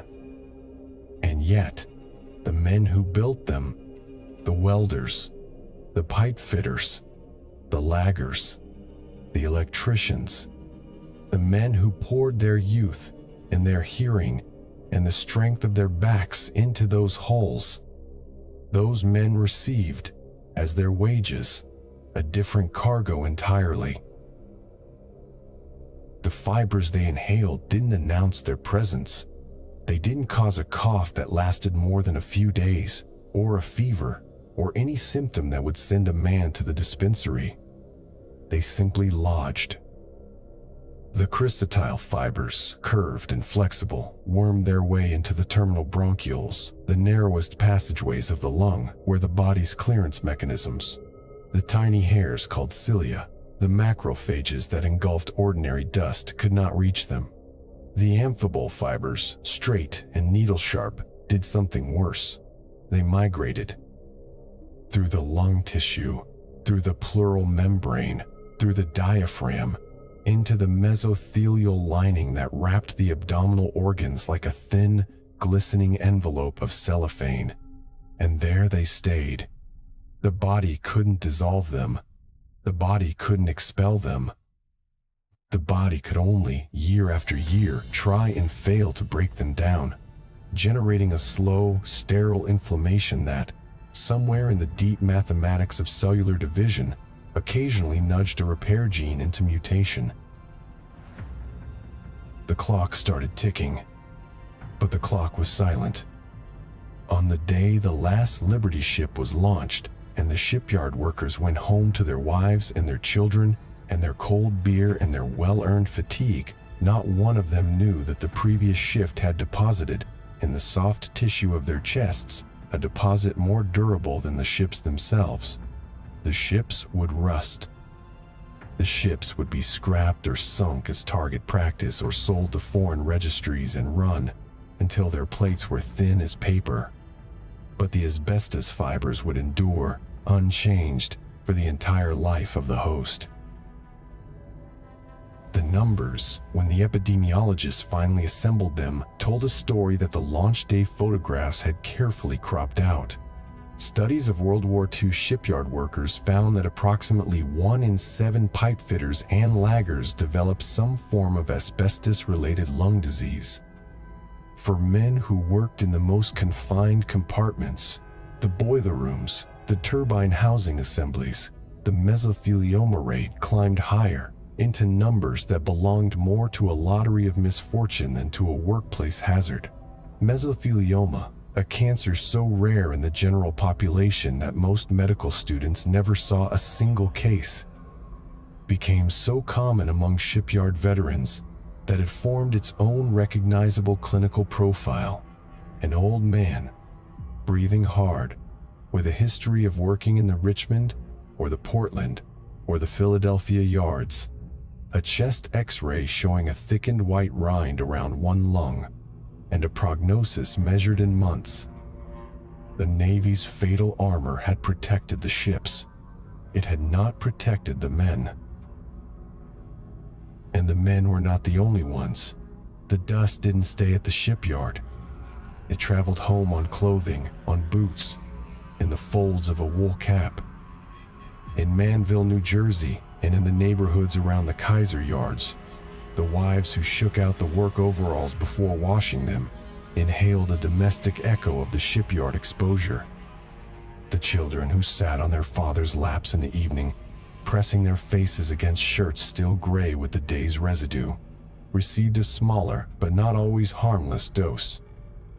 The epidemiological maps that would be drawn decades later showed clusters of mesothelioma, not just among the workers, but radiating outward, through families, through neighborhoods, through the invisible airborne geography of a hazard that had no respect for the boundary between workplace and home.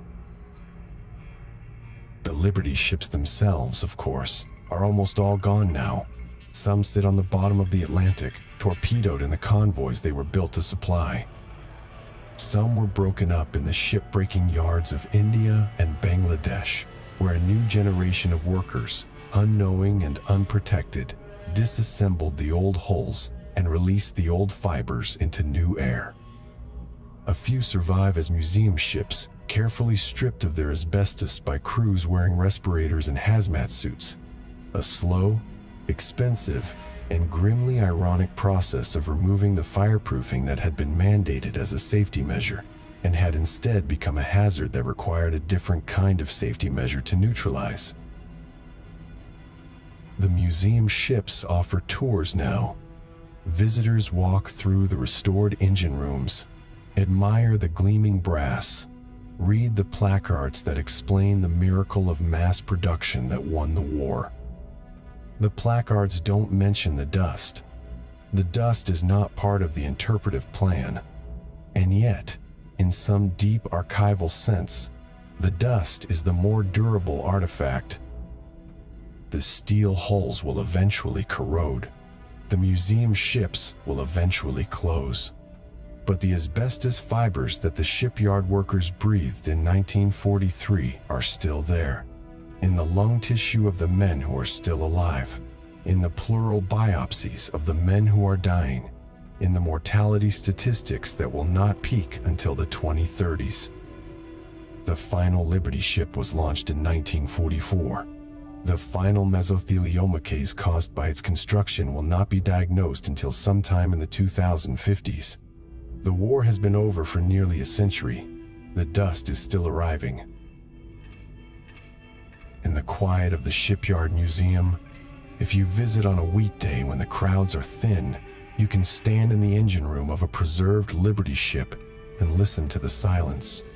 The boilers are cold. The turbine is motionless. The pipes that once thrummed with superheated steam are wrapped in their asbestos, lagging still, sealed behind glass or removed altogether.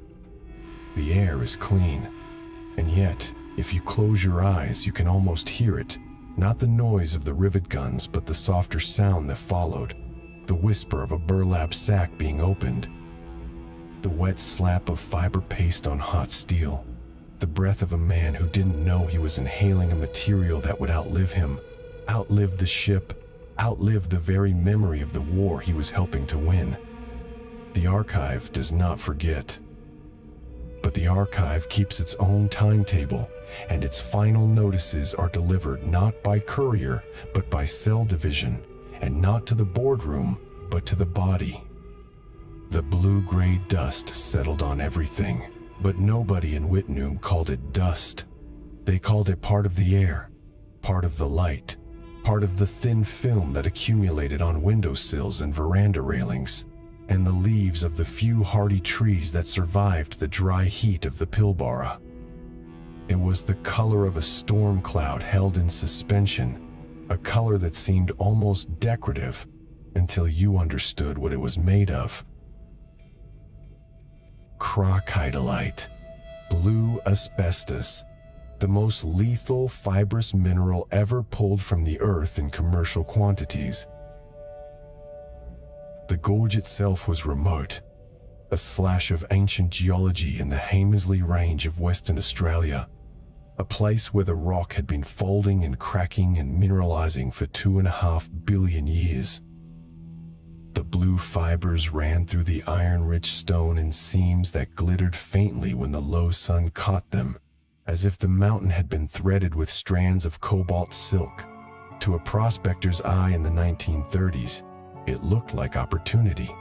To a geologist's eye, it looked like a curiosity. To anyone who would later study the lungs of the people who lived and worked there, it would look like something closer to a delayed death sentence, written in mineral form and scattered across the landscape with industrial enthusiasm. The story of Whitnum begins, as so many Australian mining stories do, with a man on a horse and a rumor of something valuable in the ground. In 1917, A prospector named James Harding found blue asbestos in the gorge, but the isolation was too extreme, the transport costs too punishing, and the world not yet hungry enough for what the blue fibers could do. The deposit sat largely untouched until the 1930s, when Lang Hancock, a figure who would later become one of the most powerful mining magnates in Australian history, began acquiring claims in the area. He and his partners saw what Harding had seen, a mineral that was light, fibrous, easily separated from the host rock, and possessed of qualities that made it commercially irresistible. The fibers of chrysotile are finer and sharper than those of chrysotile, the white asbestos that came from Canada and Russia. Under an electron microscope, they look like needles. Under the right or wrong conditions, they look like the instruments of a slow, cellular vandalism that the body cannot repair and cannot forget.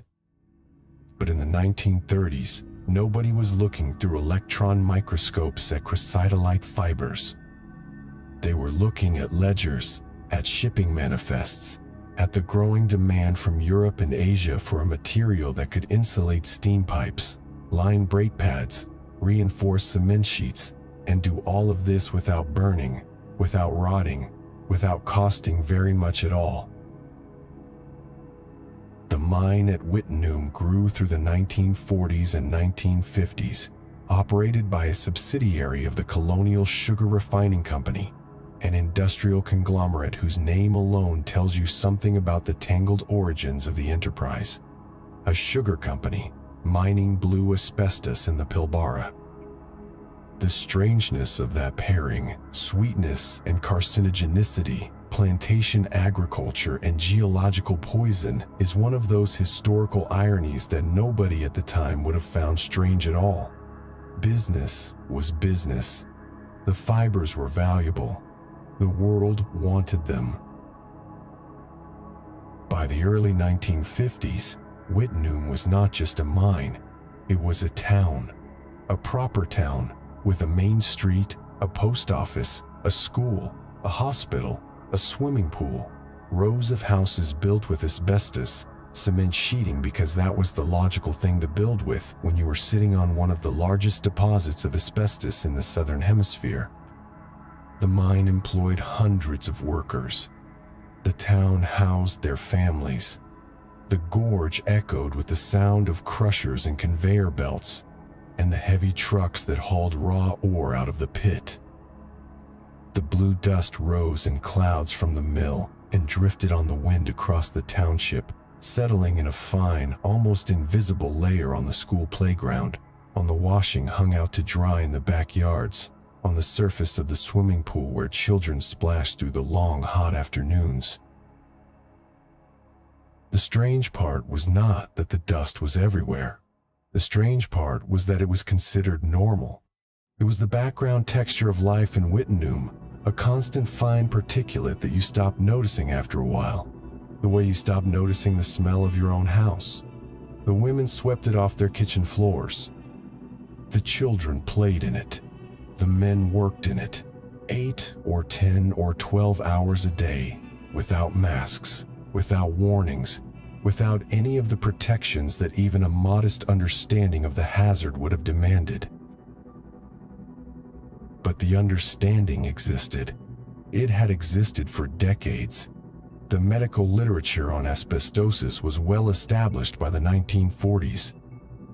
The specific dangers of chrysotile, its long, thin, needle-sharp fiber structure, its persistence in lung tissue, its apparent ability to cause mesothelioma at lower exposure levels than chrysotile were being documented in medical journals even as the Wittenoom mine was expanding its operations.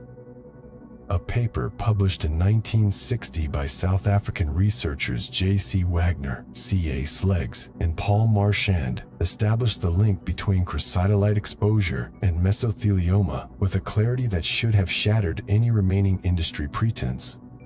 The study examined 33 cases of the rare pleural tumor. 32 of those cases had been exposed to crosscytolite from the Cape Province mines. The connection was not speculative. It was statistical, clinical, and damning. The Colonial Sugar Refining Company continued to mine crosscytolite at Wittenoom for another 6 years after that paper was published. The mine closed in 1966, not because of medical evidence or moral awakening or government intervention, but because the economics shifted. The richest seams were exhausted. The transport costs remained punishing. The global market was beginning, slowly, to register the first tremors of asbestos litigation from the United States. The company packed up, shut down the mill, and walked away from the gorge, leaving behind the tailings, the infrastructure, and the 260-hectare scar of blue-gray waste rock that sat on the landscape like an open sore. The town remained. The people remained. The blue dust, settling invisibly on every surface, in every crevice, in every lung, remained. What happened next in Wittenoom is one of the most comprehensively documented public health disasters in Australian history, and it unfolded not in the dramatic months after the mine closed, but in the long, patient decades of the latency period. The first cases of mesothelioma among former mine workers appeared in the late 1970s, 10 or 12 years after the last truck rolled out of the pit. Then the cases among the wives of mine workers began to appear. Then the cases among children who had grown up in the town, who had never worked a day in the mill, who had merely attended the school and swum in the pool and played in the blue-gray dust that drifted on the afternoon wind. By the 1990s, the epidemiological data was undeniable. Of the approximately 7,000 people who had worked at the Wittenoom mine between 1943 and 1966, more than 2,000 had died of asbestos-related diseases by the end of the century. Among the roughly 13,000 people who had lived in the town but never worked in the mine, the mesothelioma rate was among the highest ever recorded for a non-occupational cohort. A study published in 2008 found that women who had lived in Wittenoom for as little as 3 months had a significantly elevated risk of mesothelioma, a risk that did not plateau with time but continued to rise. The fibers in their lungs as chemically untroubled by the passing decades as they had been on the day they were inhaled. The fibers do not decay. That is the central and terrible fact of asbestos toxicology. The human body has elaborate mechanisms for breaking down and expelling foreign material, enzymes that dissolve organic particles, macrophages that engulf bacteria and carry them away, ciliated cells that sweep mucus and debris out of the airways. But crosscytolite is chemically inert. The macrophages attack the fibers and die, releasing inflammatory cytokines that attract more macrophages, which also die. The cycle of cellular assault and failure creates a zone of chronic inflammation around each lodged fiber, a microscopic region of tissue damage that never resolves.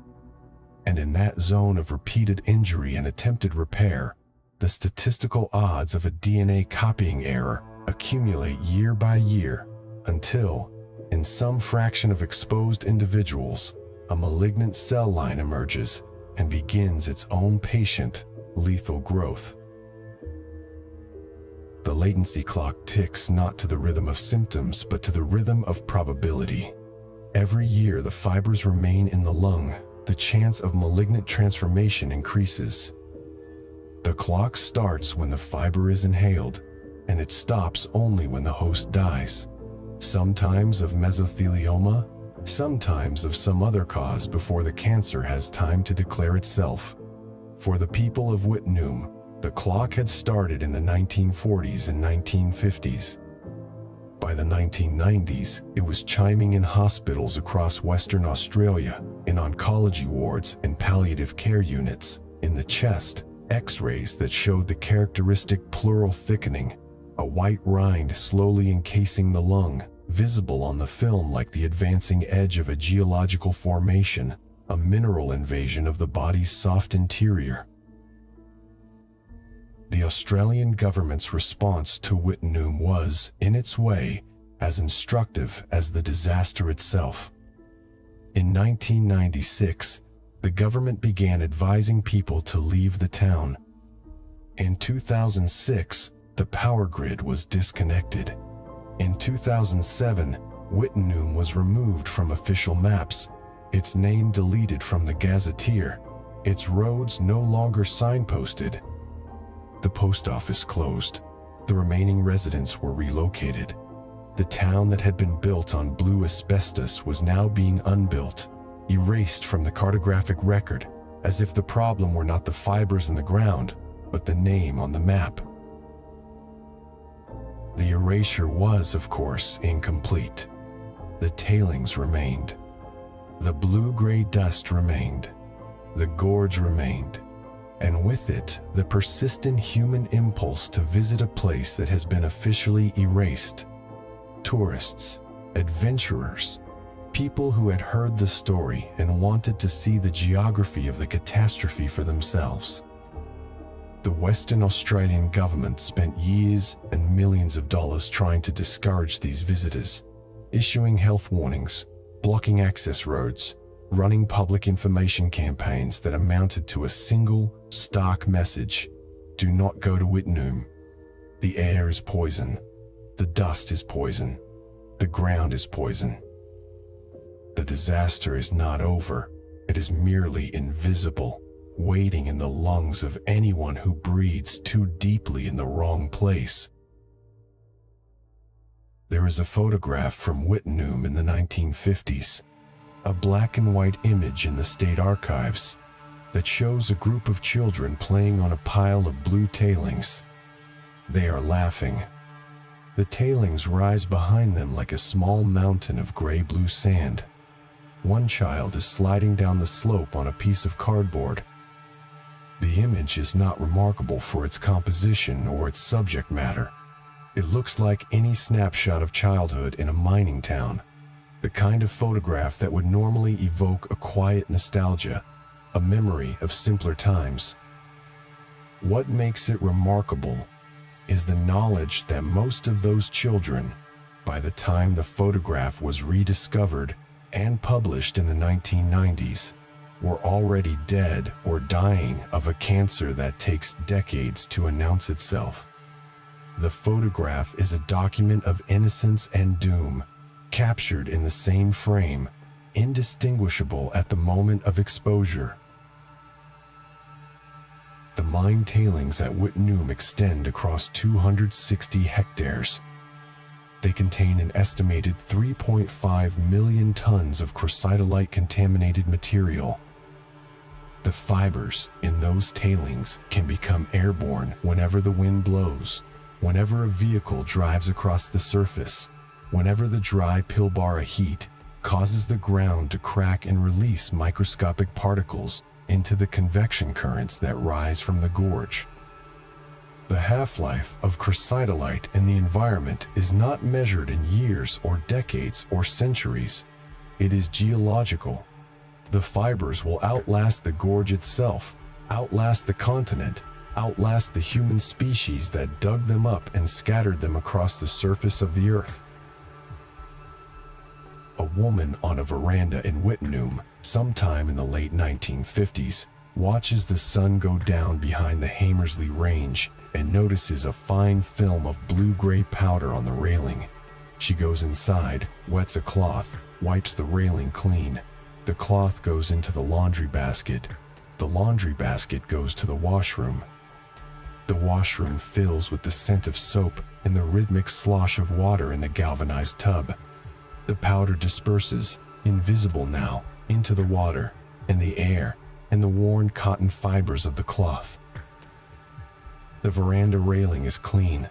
The danger has been transferred. diluted, distributed, and made imperceptible. It will announce itself decades later in a different house, in a different city, on an X-ray lit by the pale fluorescence of a radiology consulting room. The woman will not remember the veranda railing. She will not remember the cloth.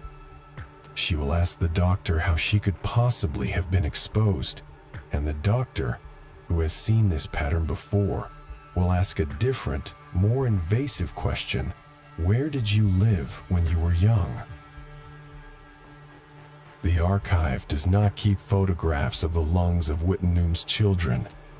It keeps photographs of the tailings, the mill, the swimming pool, the main street. It keeps the blueprints for the houses built with asbestos cement sheeting. It keeps the government memoranda about the removal of the town from the map, the cost estimates for remediation, the actuarial tables projecting mortality rates through 2030 and beyond. What it does not keep is a satisfactory answer to the question of how a public health catastrophe of this magnitude was allowed to unfold over 6 decades, in full view of medical science, in full view of company executives, in full view of governments that had the power to intervene and chose not to. The answer, insofar as it exists, is distributed across the same kind of slow, patient, institutional timescale that brought the fibers into the lung in the first place. It is in the logic of profit and extraction. It is in the comfortable distance between the boardroom and the mill floor. It is in the seductive belief that if a problem takes 40 years to develop, it is a problem for another decade, another administration, another set of lungs. The blue fibers were pulled from the ground because someone wanted to buy them. The town was built because someone wanted to live near their work. The dust settled on the veranda railing because that is what dust does. The woman wiped it away because that is what women do. And 40 years later, in a different city, she could not breathe, and the doctor held the X-ray to the light, and the white rind around her lungs told a story that had begun in the Blue Hills long before anyone thought to look. The water in the galvanized basin was already gray before she lowered the overalls into it. She had been doing this for 11 years, every evening except Sundays, and she had learned to distinguish the exact shade of exhaustion a man brought home by reading the thin film of dust that lifted from the denim when it first touched the surface. Monday was a pale, almost milky gray. Wednesday was darker, the color of a winter sky before snow. Friday, when the factory had pushed for one more shift, was a thick pewter slurry that clung to her forearms and left a residue under her nails that no brush would remove. She worked the lye soap into a foam, pressed the heavy fabric against the ridged washboard, and breathed in the sharp, clean, industrial scent that promised sanitation. The water warmed slightly with the motion, and a ghostly whorl of white filaments separated from the cuffs, from the knees, from the chest pocket where her husband kept his time card, and spun slowly in the current, like milkweed seed in a slow creek. She did not see them. She could not have seen them. The fibers that drifted up out of the basin were too fine to catch the light from the single bare bulb that hung above the laundry room sink. They were lighter than the steam that rose from the rinse water, lighter than the talcum powder she would later dust on the baby's skin, and far, far smaller than any particle her body had evolved to recognize as an intruder. A single chrysotile fiber, drawn out from the weave of the overalls by the mechanical action of scrubbing, could measure 3 microns in diameter and disappear entirely from view the moment it cleared the surface of the fabric. It would hover in the basement air, buoyed by the gentle convection rising from the hot water, and then settle without ceremony onto the drying rack, onto the linoleum floor, onto the sleeve of her house dress, onto the fine, invisible hairs inside her daughter's nose. The domestic laundry room in a northern New Jersey company town in 1954 was an architectural afterthought, a low-ceilinged chamber tucked next to the coal bin, windowless, ventilated only by a narrow floor grate that exhaled a faint current of damp earth. It was a room built for function, not for warning labels. And into that room, every working day of the year, came the overalls. They arrived stiff with dried sweat and embedded with the particulate signature of a specific job classification. Pipe-lagging overalls carried chrysotile mixed with magnesia. Insulating board trousers shed amosite in crisp, needle-like fragments. The jackets of the men who worked in the brake lining division came home dusted with a hybridized gray powder that contained, as a later laboratory analysis would show, all 6 regulated fiber types in a mineralogical cocktail that no toxicologist would have permitted in a controlled experiment. The wife who handled those garments was, in effect, conducting an uncontrolled experiment on herself, on her children, on the interior air of a home whose walls were themselves constructed from asbestos, reinforced sheetrock. Manville, New Jersey, took its name from the corporation that built it, Johns-Manville. The town's high school football team was called the Mustangs, but its informal identity was the asbestos workers, and nobody considered that a threat. The company provided the payroll, the municipal infrastructure, the company store, and, quietly, the raw material that dusted every surface. Streets near the plant were paved with tailings. Schoolyards shimmered with a silver-gray sheen that children assumed was just quarry dust. Laundry hung on backyard lines and acquired, within hours, a patina of airborne fiber that housewives learned to shake out before folding. The shaking released another burst of particulate into the air they were about to re-enter. The paradox was architectural, chemical, and utterly unspoken. The gesture that kept a home clean was the exact mechanism that distributed the contaminant more thoroughly. The epidemiologists who arrived in Manville in the early 1970s carried clipboards and wore expressions of polite, bureaucratic discomfort. They had been trained to trace occupational clusters, male predominance, shipyard cohorts, insulation workers, miners. But the numbers that emerged from the household surveys refused to obey that pattern. Women who had never clocked in at a factory gate were presenting with the same pleural thickening, the same radiographic opacities, the same vicious late-stage mesothelioma as their husbands and their fathers. The latency was perfect. The exposure history was invisible. A 62-year-old woman who had spent her adult life keeping house, raising 3 children, and washing the same pair of work overalls every evening for 27 years, died of a malignancy that, statistically, should have required 8,000 hours of direct industrial contact. Her exposure had been measured not in shifts, but in decades, not in factory air, but in the warm, enclosed, repetitive intimacy of domestic labor. The mechanism was described by an industrial hygienist years later in testimony that read like an indictment of household physics. Asbestos fibers, once lodged in fabric, are not chemically bound. They are mechanically trapped among the cotton or denim fibers by friction alone.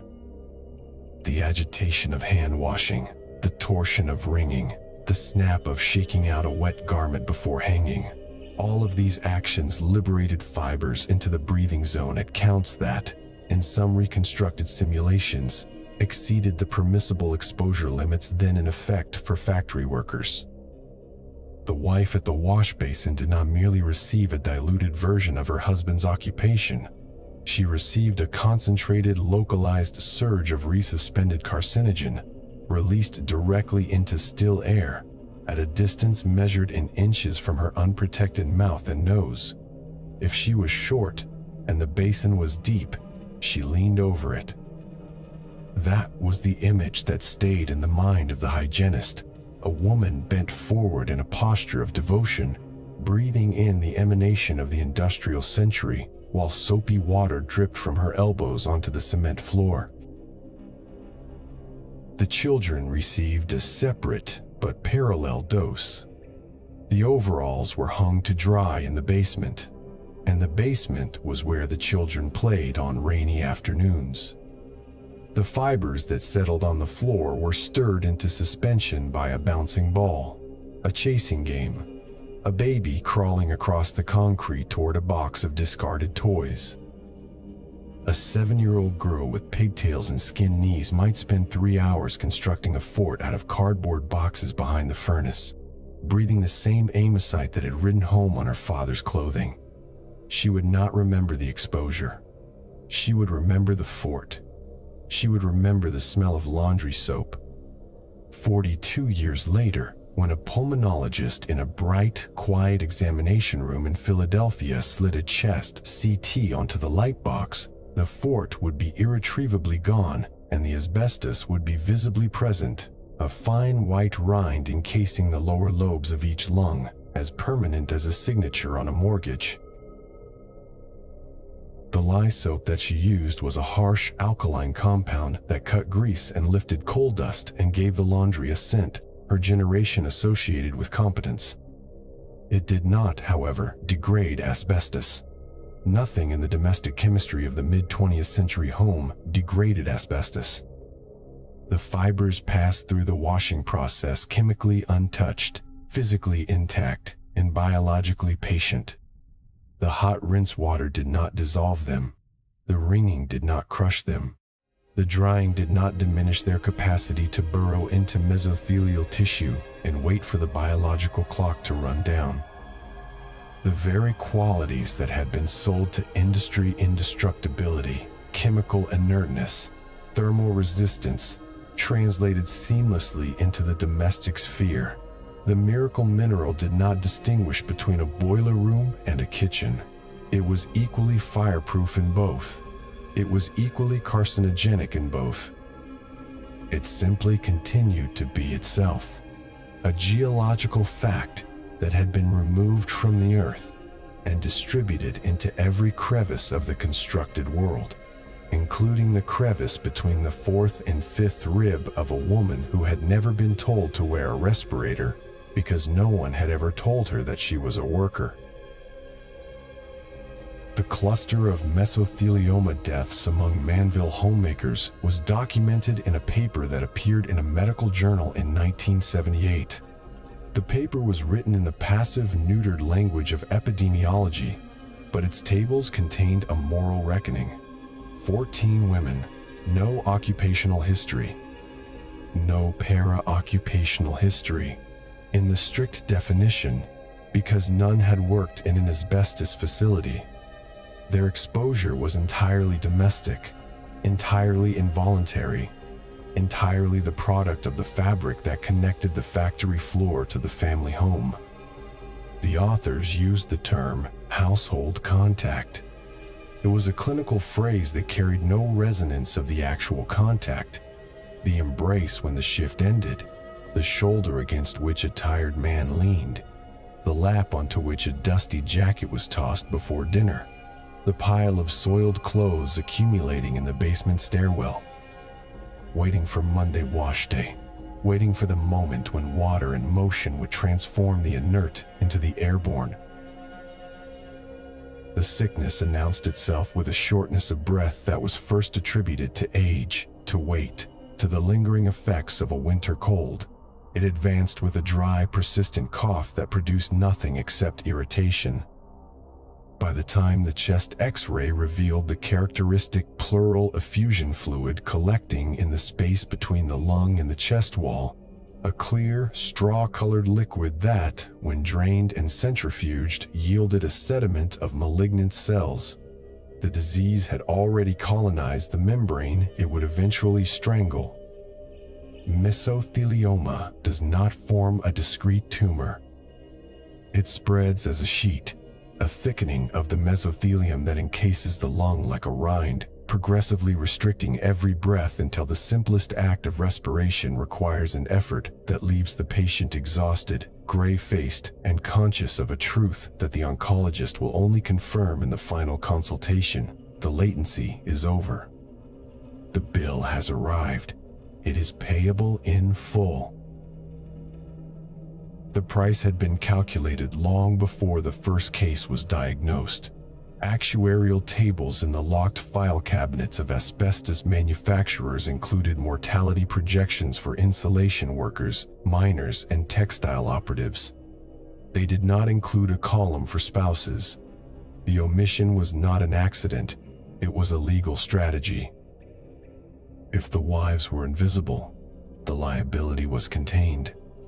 The industry's hygienists had known since the 1930s that dust traveled on clothing, that home contamination was inevitable, that the take-home pathway was a predictable consequence of processing friable fiber without localized exhaust ventilation. A 1937 internal report from one major manufacturer noted that workers leaving the plant after a shift were coated with a fine white powder that can be expected to contaminate any space they subsequently enter. The verb contaminate is used in that report. The noun wife does not appear. The report then moves on to a discussion of conveyor belt maintenance schedules.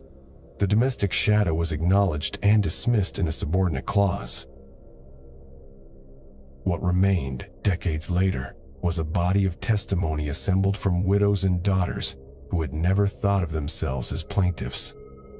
They sat in law offices in New Brunswick and Trenton and answered questions about wash day routines with the exacting detail of witnesses who had spent a lifetime perfecting a skill that no one had ever asked them to describe. They described the temperature of the water, the number of rinses, the way the overalls would stiffen as they dried, the dust that fell like flour onto the floor when the garments were taken down. Some of them had kept the overalls. They brought them to depositions in brown paper bags, and when the bags were opened, a fine whitish sediment collected at the bottom, still releasing fibers after 40 years of storage. The defense attorneys asked whether the witness had ever smoked. They asked whether there might have been another source, a renovation, a nearby construction site. They asked the questions that the law permitted them to ask, and the answers, quiet and unshakable, returned always to the same image.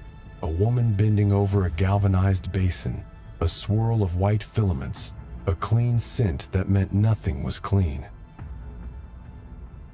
The average latency period for mesothelioma is approximately 40 years, but the standard deviation is wide. Some of the Manville women began experiencing symptoms 28 years after their husbands retired. Others made it to 50.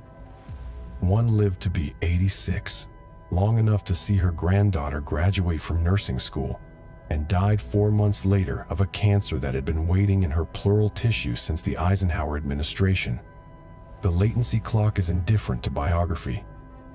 It measures time in the language of cellular division, of failed DNA repair, of cumulative inflammation, of a threshold that, once crossed, is irreversible.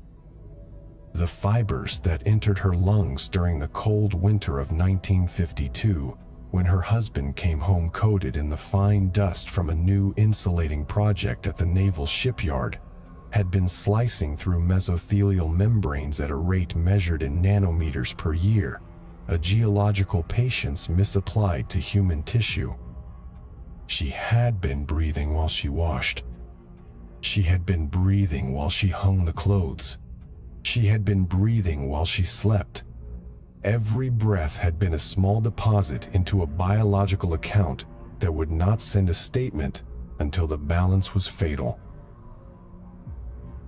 The washing machine replaced the wash basin in most American homes by the early 1960s, and the new machines promised a modernity that was sold in appliance showrooms with the language of liberation. But the top-loading agitator models that filled with hot water and churned the laundry in a closed drum created an aerosol that vented directly into the laundry room whenever the lid was lifted. The fibers that had once settled on the basement floor now circulated in a mechanical fog that coated the walls, the ceiling, the detergent box, the basket of clean clothes waiting to be folded. The domestic ritual had been electrified, but the physics of aerosolization had not changed. The wife who loaded the machine still leaned over the opening to check the water level. She still pulled the damp, heavy garments out at the end of the cycle and shook them once, twice, a sharp percussive snap that opened the fabric and released a puff of particulate visible only in the slanting light of the utility room window. The modern appliance had streamlined the labor. It had not altered the risk. It had only distributed the risk more evenly throughout the house. The children's exposure was confirmed by a study of household dust samples collected in Manville homes in 1980. Vacuum bags, windowsill sweepings, the lint from dryer vents, the sediment beneath basement stairs, all contained amphibole fibers at concentrations that correlated with the father's job classification. Insulation workers' homes registered the highest levels. Clerical workers' homes were lower but still demonstrably contaminated. The study's lead author noted that the fibers had been present in these homes for so long that the youngest child, now in junior high school, had been breathing them since the day she was brought home from the hospital. She had never been inside the plant. She had never touched a pipe-lagging blanket. She had simply lived in a house built by a company that mined a mineral it already knew was poisonous, and her lungs had been keeping their own account, without her knowledge or consent, since the week of her birth. The clean, sharp scent of lye soap is, to anyone who grew up in a mid-century working-class household, a powerful memory trigger. It summons the texture of damp linoleum, the weight of a wet garment, the warmth of a mother's hand on a child's forehead. It is the sensory signature of care, of order maintained against the entropy of industrial life. That it was also the scent of a process that was, in a literal and documented sense, a mechanism of carcinogen delivery is a fact that history offers without the comfort of resolution. The soap worked. It removed the coal dust, the grease, the visible grime. It left the shirts white and the collars crisp. It simply could not remove something it had never been designed to encounter, a material engineered into the built world without an off switch, a dust whose lethality was invisible to the eye and undetectable to the nose, and required 40 years of cellular patience to reveal.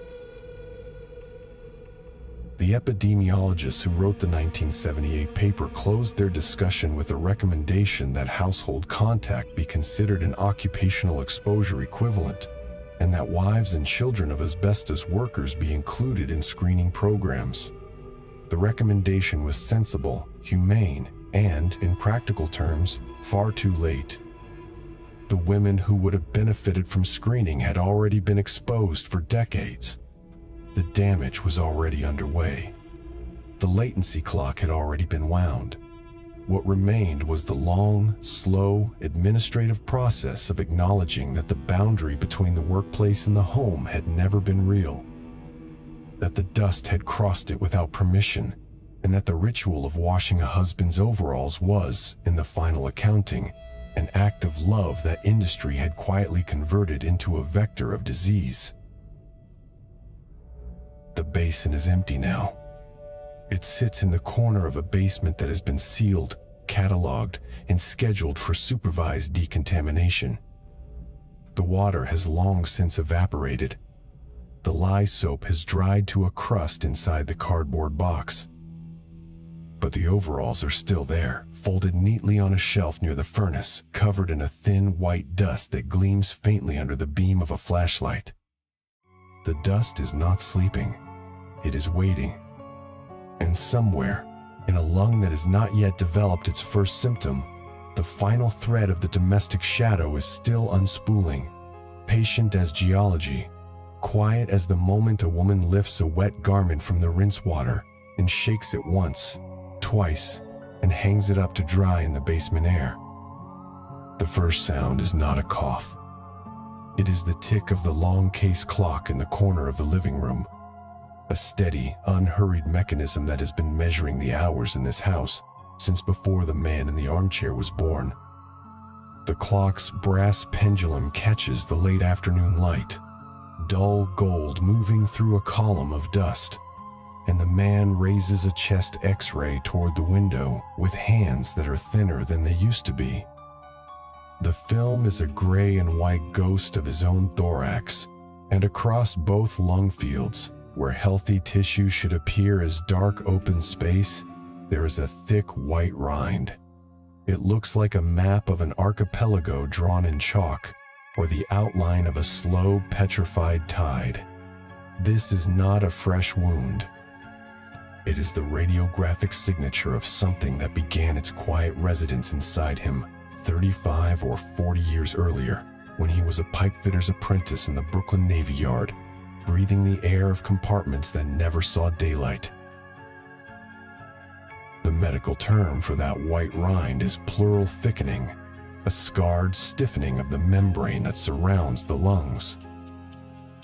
It is often the first visible trace of mesothelioma, a malignancy of the mesothelial cells that line the chest cavity and the abdominal organs. Mesothelioma is almost never diagnosed in someone under 50, and its characteristic latency period, the interval between first asbestos exposure and the appearance of clinical disease, ranges from 20 to 50 years, with an average of around 3 decades. That interval is one of the longest known for any environmental carcinogen. It is not a period of simple dormancy. The fibers do not sleep. They work with a geological slowness, a patience that belongs more to the mineral world than to biology. To understand that patience, one has to shrink the scale. An individual amphiboly asbestos fiber, a type common in shipyard insulation along with chrysotile, is approximately 1/20th the diameter of a human hair and can be less than 5 micrometers long.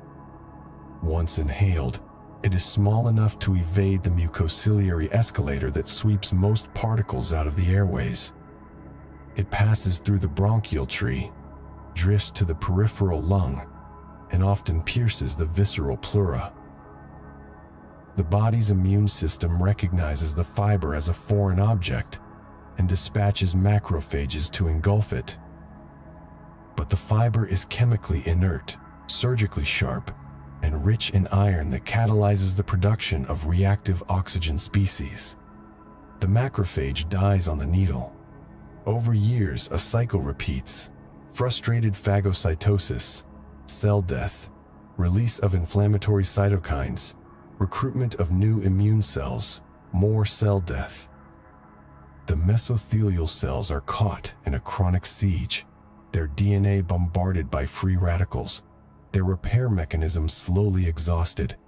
A single fatal mutation may not occur for a quarter of a century. Even then, the malignant clone must proliferate, evade immune surveillance, and spread across the pleural surface as a rind of tumor that gradually crushes the lung from the outside.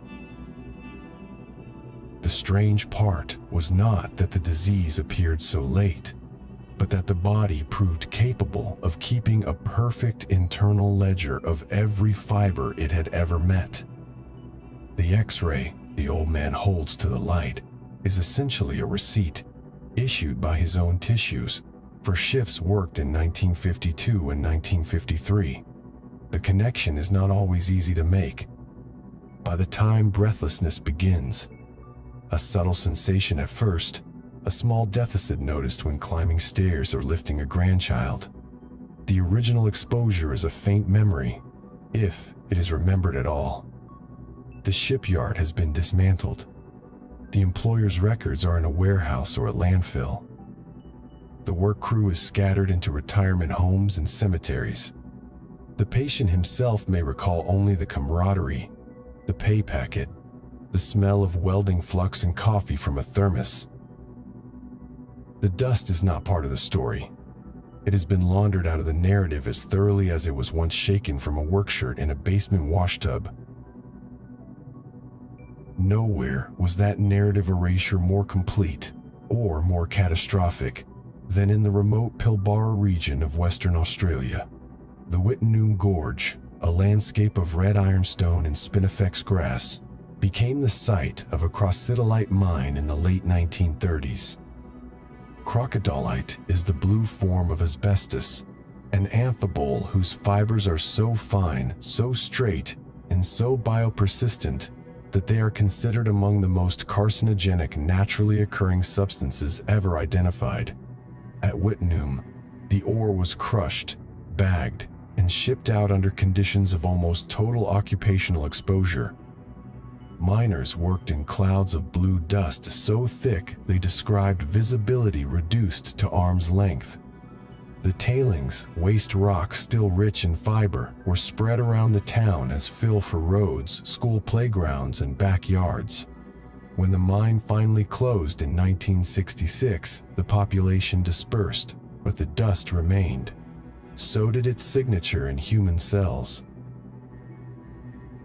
Epidemiologists who later tracked the Wittenoom cohort found that more than 35% of the male crocodylite miners who worked there for a significant period eventually developed mesothelioma. That figure, over 1 in 3, is one of the highest carcinogenic conversion rates ever recorded for an environmental or occupational exposure. It did not include the wives who washed the overalls, the children who played on the blue tailings mounds, or the Aboriginal communities whose traditional lands intersected with the mine's lethal footprint. In some groups, the incidence was even higher. The latency clock in Wittenoom was so consistent that researchers could predict a rolling wave of diagnoses, cresting roughly 3 to 4 decades after the peak of mining activity, then slowly falling as the exposed population aged out of the risk window. The last case from that original wave is still pending. It might be someone who was a toddler in 1965, now in their early 60s, who has not yet walked into a clinic with an unexplained pleural effusion. The biological mechanism does not distinguish between a miner's lung and a shipyard worker's lung. The old man in the armchair has never been to Western Australia. His dust was spun from Canadian chrysotile, not Australian crocodylite, though naval specifications often blended the two. The result under the microscope is indistinguishable in its consequence: a mesothelial cell line that has forgotten how to stop dividing. When symptoms finally emerge, dyspnea, a dull chest pain that refuses to resolve, sometimes a cough that produces nothing. The disease is usually in its late stages. The pleural rind has thickened enough to restrict lung expansion. Fluid may accumulate between the pleural layers, requiring drainage. The median survival after diagnosis is typically measured in months, not years. The treatments, surgery, chemotherapy, radiation, are palliative or marginally life-extending, not curative. The latency clock, having counted upward for decades, now runs downward with an alarming precision. The clinical picture is so bleak because the very property that made asbestos commercially miraculous, its chemical indestructibility, becomes a biological sentence. A cotton fiber in the lung can be enzymatically degraded. A cellulose particle can be hydrolyzed. But the silicate structure of an asbestos fiber remains intact for the full lifespan of the human host, and if that lifespan is unnaturally shortened by the fiber's own presence, the fiber is still chemically pristine in the post-mortem tissue sample. Pathologists have retrieved identifiable crocodylite needles from the lungs of Wittenoom miners 40 years after their last shift, the crystals as sharp as the day they were chiseled from the blue hillside. The body does not lose its archive. It simply cannot read the contents until it is too late. The old man lowers the X-ray and rests it across his knees. The clock continues its metronomic adjudication. Outside the window, a suburban street in New Jersey is settling into the routines of a late autumn afternoon. A deciduous tree dropping its last leaves, a neighbor's dog pulling at its leash, a school bus turning the corner with a low hydraulic groan. The man's retirement was meant to be filled with these ordinary sounds.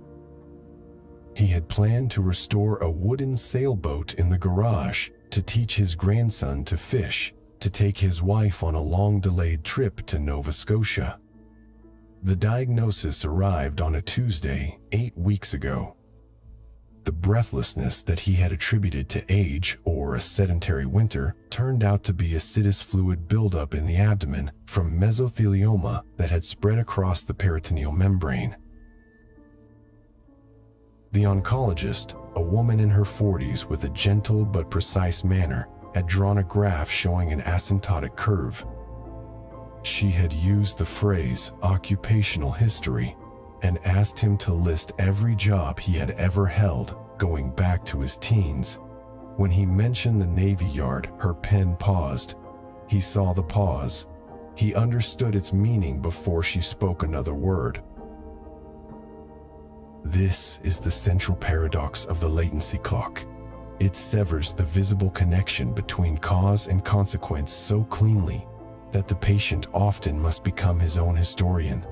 He must retrieve from memory the unventilated compartments, the asbestos-lagged steam pipes, the pipe fitters who joked about the snow that fell indoors. He must reconstruct the exposure narrative that the industry spent decades obscuring, and he must do so while his body is slowly being constricted by a tumor that has no regard for narrative at all. The latency period is not a neutral temporal gap. It is an engineered ignorance that functions on both the individual and the institutional level. For every year that passes between a worker's last contact with asbestos dust and the onset of his symptoms, the chain of responsibility grows more attenuated. Witnesses die. Documents are lost or shredded in routine corporate housekeeping. Statutes of limitations expire. The clock that ticks benignly in the worker's living room is the same clock that ticks in the legal department of a reorganized company, counting out the window of liability. By the early 2000s, more than 730,000 asbestos-related personal injury claims had been filed in U.S. courts. Those lawsuits depended on the laborious reconstruction of latency, a kind of forensic epidemiology performed backwards, linking a 1998 diagnosis to a 1964 job site, relying on union records, social security statements, and the fragile testimonies of aging coworkers. The Whitnum cohort required no such reconstruction. The exposure was so intense and so well documented that the statistical relationship was unmistakable. But for the millions of individuals whose exposure was diffuse, a few months in a brake lining factory, a summer installing acoustic ceiling tiles, a childhood spent in a house with deteriorating pipe insulation, the latency clock erases the past with an almost administrative efficiency. The disease arrives as though it has no history, only a future. The X-ray film is now back in its manila envelope, propped against the side table next to a half-empty glass of water and a prescription bottle with a child-proof cap. The grandfather clock has entered its evening phase, the mechanism triggering a soft preparatory whir a few seconds before the hour strikes. The sound is one of accumulated time made audible, a gear train advancing, a lever lifting, a hammer poised above a coiled gong. It is, in its own way, a mechanical model of the biological process unfolding in the man's chest, a long, silent accumulation followed by a sudden signal that announces the accumulated damage. The difference is that the clock can be reset. its weight's drawn back up to the top of their travel. The lung cannot. The final marker is not in the room, but in the tissue itself. If one were to place the man's biopsy sample under a microscope, the view would show sheets of malignant mesothelial cells, their nuclei enlarged and irregular, surrounded by a dense stromal reaction. Embedded among them, visible only with specialized staining or electron microscopy, would be the translucent, needle-shaped ghosts of amphibole fibers. They would be oriented at random angles, some inside the cells, some in the extracellular matrix, none showing any sign of degradation. They would look as inert as glass splinters from a shattered window, and they would be older than the tumor, older than the man's retirement, older than his children. They would have been waiting since the Truman administration. That is the arithmetic the body keeps, in a ledger that never closes. The dust built the century, and the century gave its builders a clock whose alarm is set so far in the future that only the present can hear it, and only then by putting an ear to the chest and listening for the silence that is not silence. The shallow, rattling breath of a man who once thought he had outlived his debts. The dry creak of worn leather chairs in a federal courtroom, the rustle of 100 binder tabs, and the strained, videotaped voice of a dying plaintiff played back on a cathode ray television. His testimony, a deposition from the edge of the latency clock. The man on the screen is Clarence Borrell. He is not present in the Houston courtroom on this February day in 1973. By the time the jury hears his words, he has been dead for nearly 3 years. The television set, a bulky RCA with rabbit ear antennae, has been wheeled in front of the jury box like a piece of evidence too fragile to handle directly. The recording is grainy, the audio thin and occasionally punctuated by the hum of the recorder's motor. Borrell's voice, when it comes, is shallow, each sentence carved into segments by the deliberate, mechanical rhythm of a man breathing against a weight. Borrell had been an insulation worker for 33 years. He spent his days in the tight, unventilated spaces of Gulf Coast refineries and chemical plants, cutting and mixing and troweling asbestos mud onto pipes and boilers. The material arrived in burlap sacks, stenciled with the names of manufacturers who had known, since at least the 1930s, that the dust inside those sacks was quietly dismantling the lungs of the men who opened them. Borrell did not know. His foreman did not know. The sacks carried no warning, no skull and crossbones, no instruction to wear a respirator. They carried a brand name, a tonnage, and a consignment number. The silence inside the sack was the same silence that sat in the boardrooms of Johns-Manville, Asbestos, Manhattan, and Fiberboard, a silence that had been meticulously constructed, memo by memo, from the legal counsel's office to the factory floor. The strange part was not that the industry knew. The strange part was how carefully they had documented their own knowledge and then locked it away. In the 1930s, when the first epidemiological whispers began to circulate, executives commissioned their own studies. They hired doctors and industrial hygienists. The doctors produced reports that showed elevated rates of fibrosis among asbestos workers, lung changes visible on X-ray plates like faint chalk marks. One corporate medical director, after being shown the data, wrote a memo in 1935 suggesting that the company's liability exposure could be contained if the medical findings were kept confidential and not published. Another internal letter, written a decade later, acknowledged that the less said about asbestos, the better off we are. The phrase was not a confession of ignorance. It was a strategy.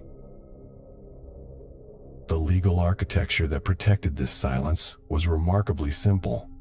The companies did not deny that asbestos was hazardous in some abstract sense. They simply failed to inform the men who worked with it. They placed no labels, issued no masks, conducted no air monitoring. They treated the factory floor not as an environment to be managed, but as a natural habitat, one in which men might breathe dust and eventually sicken and die. And that was simply the order of things. When workers became ill years later, the companies argued that the disease was an unfortunate, unforeseeable consequence of industrial progress. The actuarial spreadsheets in the locked file cabinets told a different story. Those columns of numbers calculated the cost of doing nothing against the cost of installing ventilation systems, and they concluded, with the cold clarity of arithmetic, that it was cheaper to replace workers than to replace the air. The Borel case was not the first asbestos lawsuit. For decades, individual workers had filed claims against their employers, usually under workers' compensation statutes. Those statutes, however, were designed to protect industry as much as to compensate labor. They offered quick, modest settlements in exchange for immunity from further litigation. A pipe coverer with asbestosis might receive a few $1,000s and a handshake, and his family would never see the inside of a courtroom. The manufacturers who supplied the asbestos remained untouched, insulated by the legal fiction that they were mere suppliers of a raw material, not guardians of the men who used it. This fiction endured until a young, ambitious Texas lawyer named Ward Stevenson looked at Clarence Borel's case and saw a seam he could pry open. Stevenson's insight was to bring the suit not under workers' compensation law, but under the law of product liability. The argument was elegant. Asbestos manufacturers, like any other manufacturer, had a duty to warn users of their products' known dangers. If they failed to warn, they were strictly liable for the harm that resulted. The weapon Stevenson wielded was a stack of internal corporate memoranda uncovered during discovery that proved the manufacturers had known about the risks of asbestos since the 1930s and had deliberately concealed them.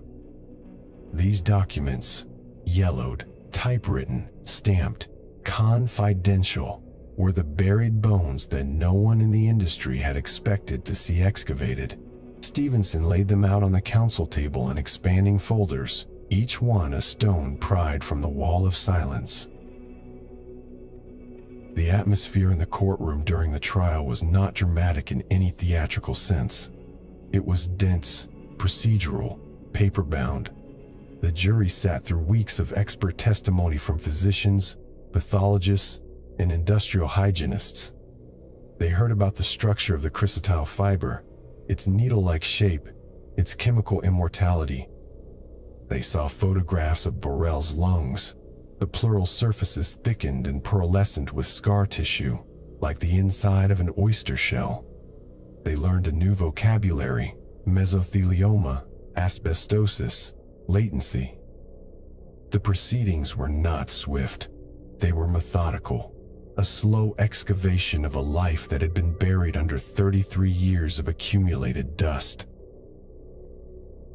And then there was the television, the videotape deposition. Borel, seated in a chair with an oxygen tube beneath his nose, answered the lawyer's questions in a voice that seemed to come from a great distance. He described the clouds of dust that hung in the air of the insulation sheds, the white powder that settled on his clothes and hair, the way it tasted faintly metallic at the back of his throat. He described the first signs of illness: a persistent cough, a shortening of breath when climbing stairs, a tightness in his chest that felt like a strap being drawn incrementally tighter. He described the final diagnosis, delivered in a doctor's office with linoleum floors and a calendar on the wall. The doctor's voice careful and neutral as he explained that the scarring in Borel's lungs was inoperable, that the prognosis was terminal, that the disease had likely begun its work decades before the first symptom appeared. Borel died before the trial opened. The deposition was his testimony from beyond the grave, a voice that spoke not from a witness stand, but from the far side of the latency clock, and the jury watched it in silence. The only sound, the soft whir of the videotape turning in its cassette. On September 10, 1973, the jury returned a verdict for Clarence Burrell's widow. The award was modest by contemporary standards, roughly $79,000 in compensatory damages. But the legal rupture it opened was immeasurable.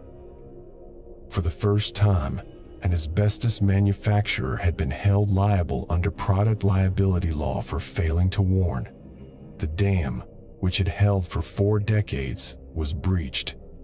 The documents that Stevenson had unearthed were now part of the public record, and they were devastating.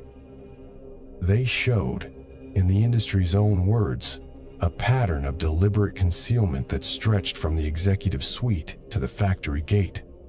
The verdict did not merely award money, it assigned responsibility, and in doing so it transformed the legal landscape.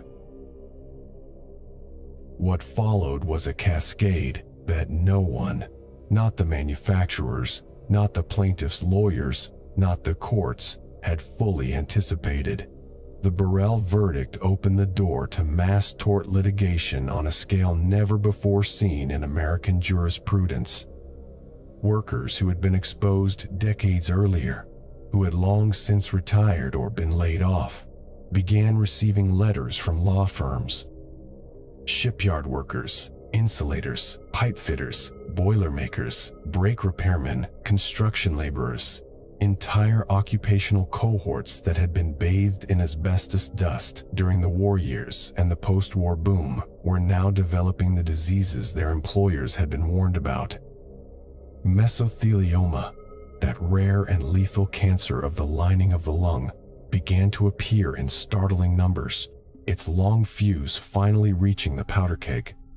By the early 2000s, more than 730,000 personal injury claims had been filed in the United States alone.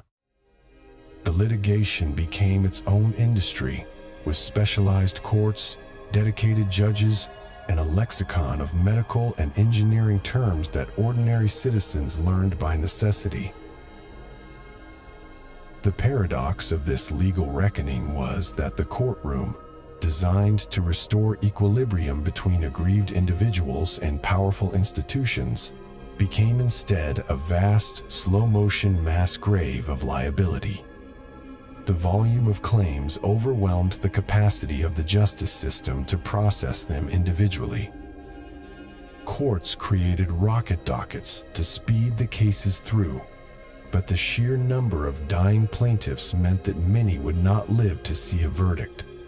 Their claims became assets in probate, their depositions recorded on videotape as insurance against their own inevitable absence. The defendant corporations, facing liabilities that exceeded their total net worth, began to file for bankruptcy protection. Johns-Manville, the giant that had dominated the industry since the 19th century, entered Chapter 11 inches 1982, a move that was as much a legal strategy as a financial necessity. Other companies followed: Fiberboard, Owens Corning, W.R. Grace, Armco, National Gypsum. 68 corporations would eventually seek bankruptcy protection from asbestos liabilities, forming a constellation of failed icons scattered across the commercial landscape. From these bankruptcies emerged a new and peculiar legal mechanism, the Asbestos Trust. Under Chapter 11 reorganization, the courts ordered the companies to establish independent trusts, funded with billions of dollars from corporate assets and insurance settlements, to pay current and future claims. The trusts became shadow courts, processing hundreds of thousands of claims through administrative procedures rather than trials. Claimants submitted medical documentation and work histories to trust administrators who applied rigid criteria to determine compensation amounts. The system was efficient in its way, but it was not justice in any recognizable form. It was a conveyor belt of compensation, a bureaucratic mechanism for distributing fractions of what a jury might have awarded to the survivors of an industrial catastrophe. The trusts paid out, on average, a few cents on the dollar of what the cases might have been worth in a functioning court system. The legal fiction that had once protected the manufacturers was replaced by a new fiction, that the trust system was adequate, that the debt had been discharged, that the books could now be closed. But the books cannot be closed because the latency clock is still wound. The diseases that are appearing now in the lungs of men and women in their 70s and 80s were initiated by exposures in the 1950s and 1960s, when the industry was at peak production and the warnings were still locked in file cabinets.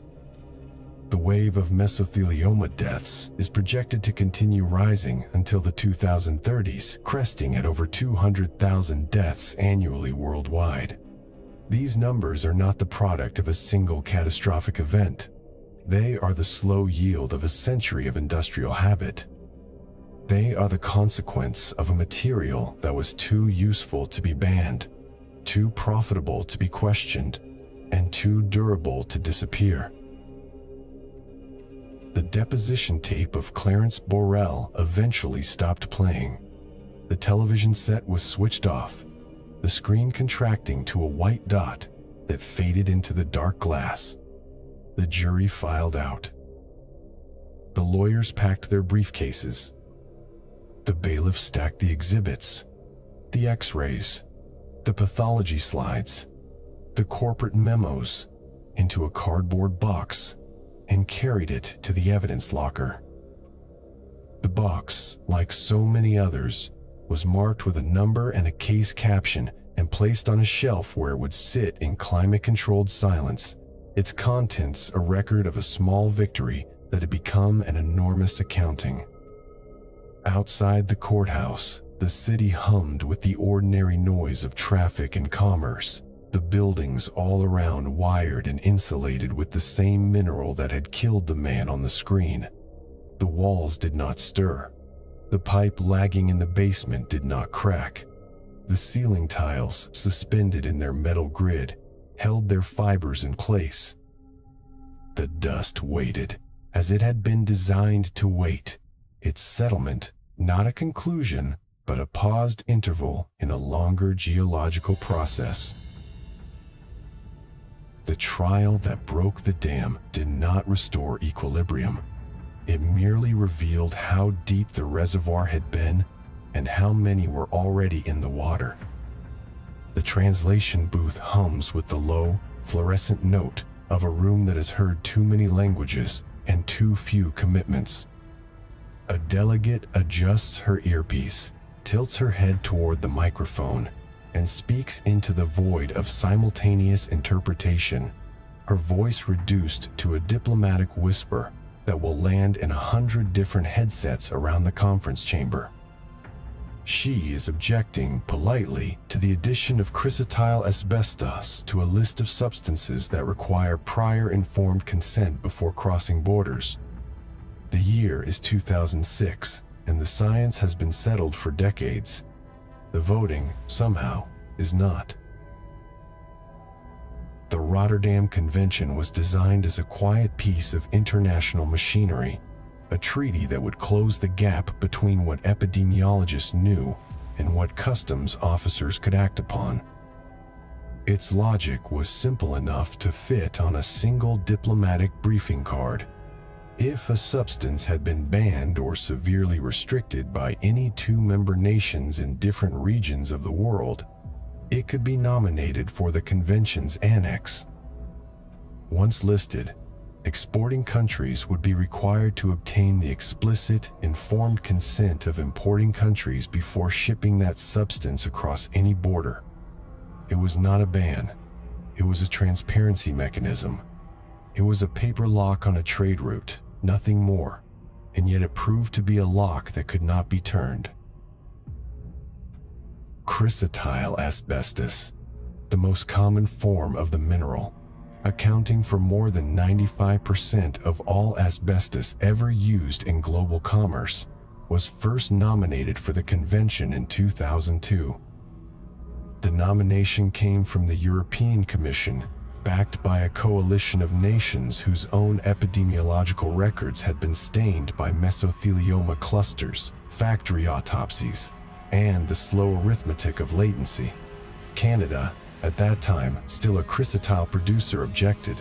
Russia, the world's largest producer, objected.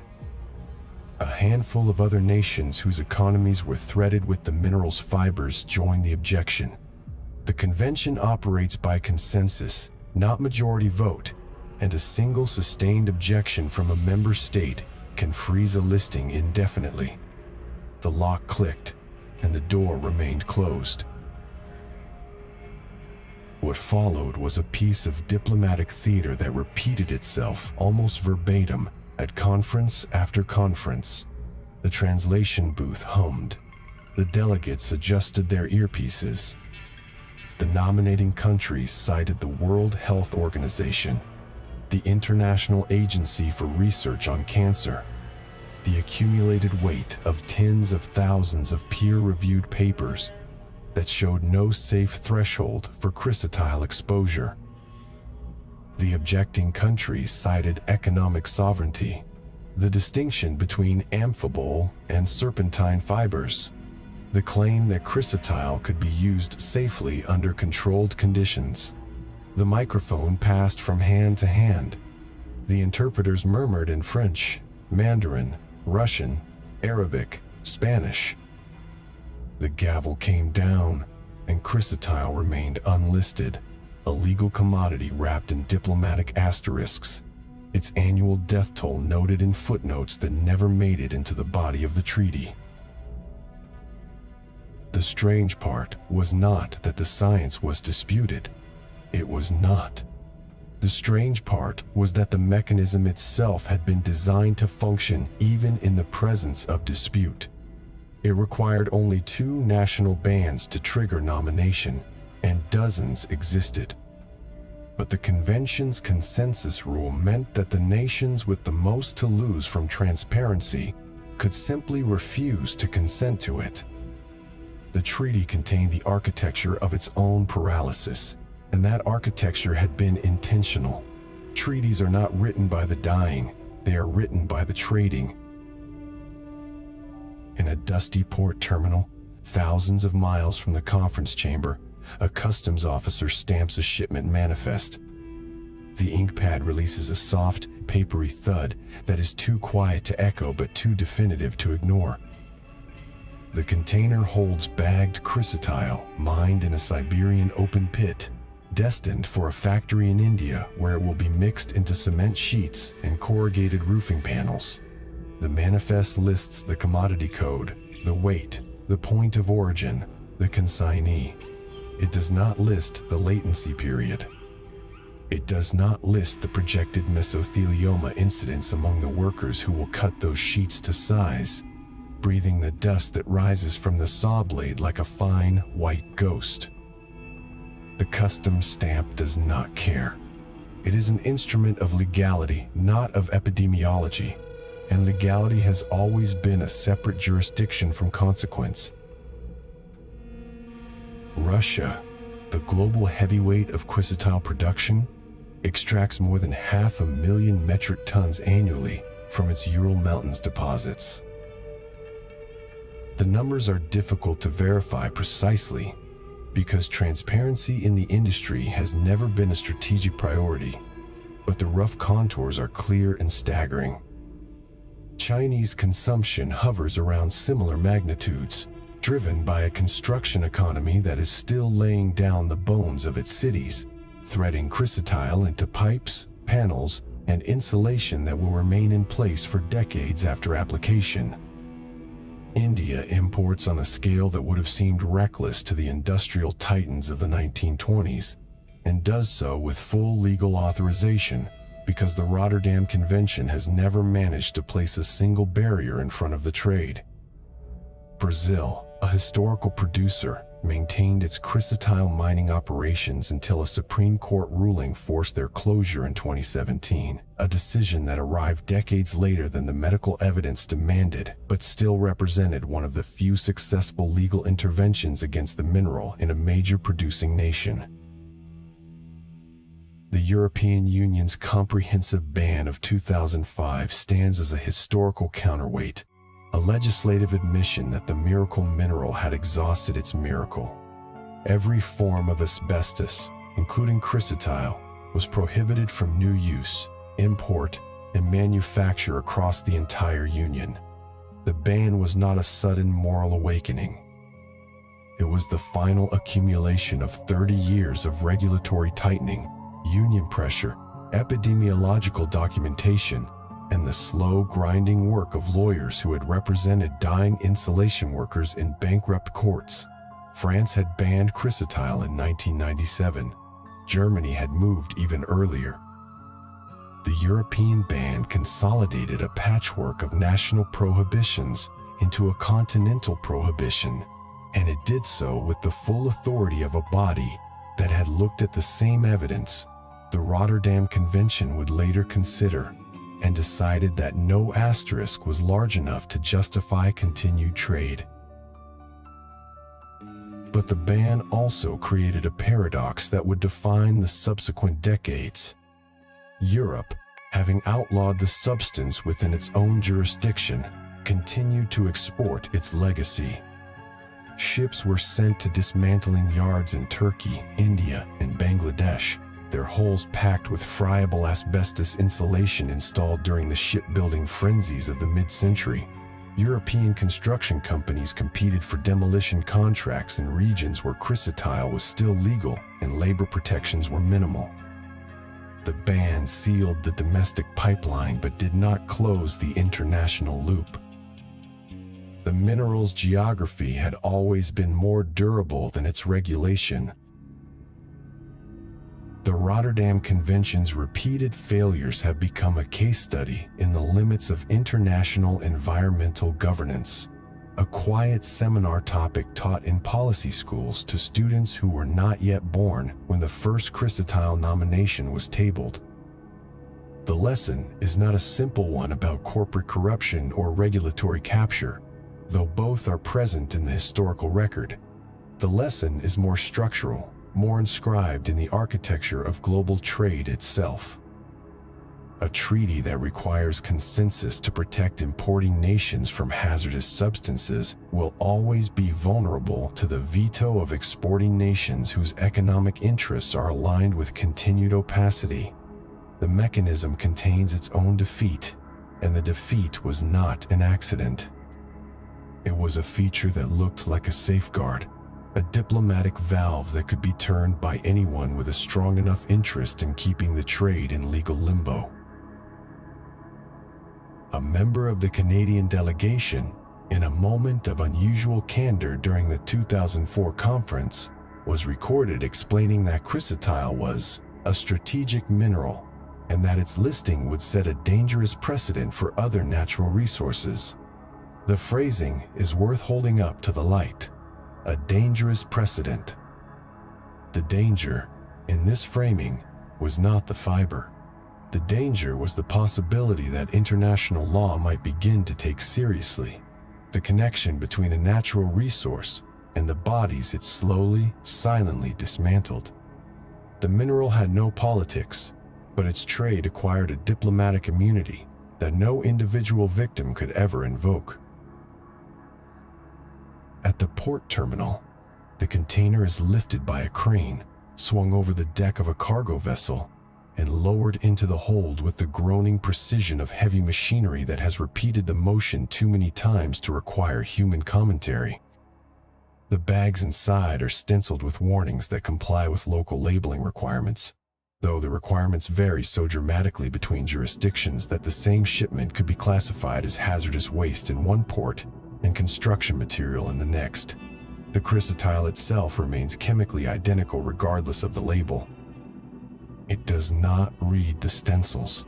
It does not respect the regulatory thresholds. It will still be a fiber, still be needle-shaped, still be indestructible by the body's macrophage defenses, still be capable of lodging in mesothelial tissue and waiting 40 years to announce its presence, regardless of whether the manifest described it accurately or not.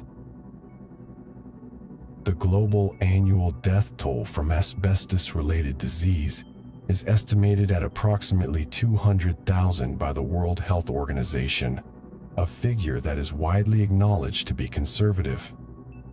The estimation is difficult because mesothelioma presents identically whether the exposure occurred in a regulated European factory or an unregulated Indian cutting shed, and death certificates in many nations do not reliably record occupational or environmental etiology.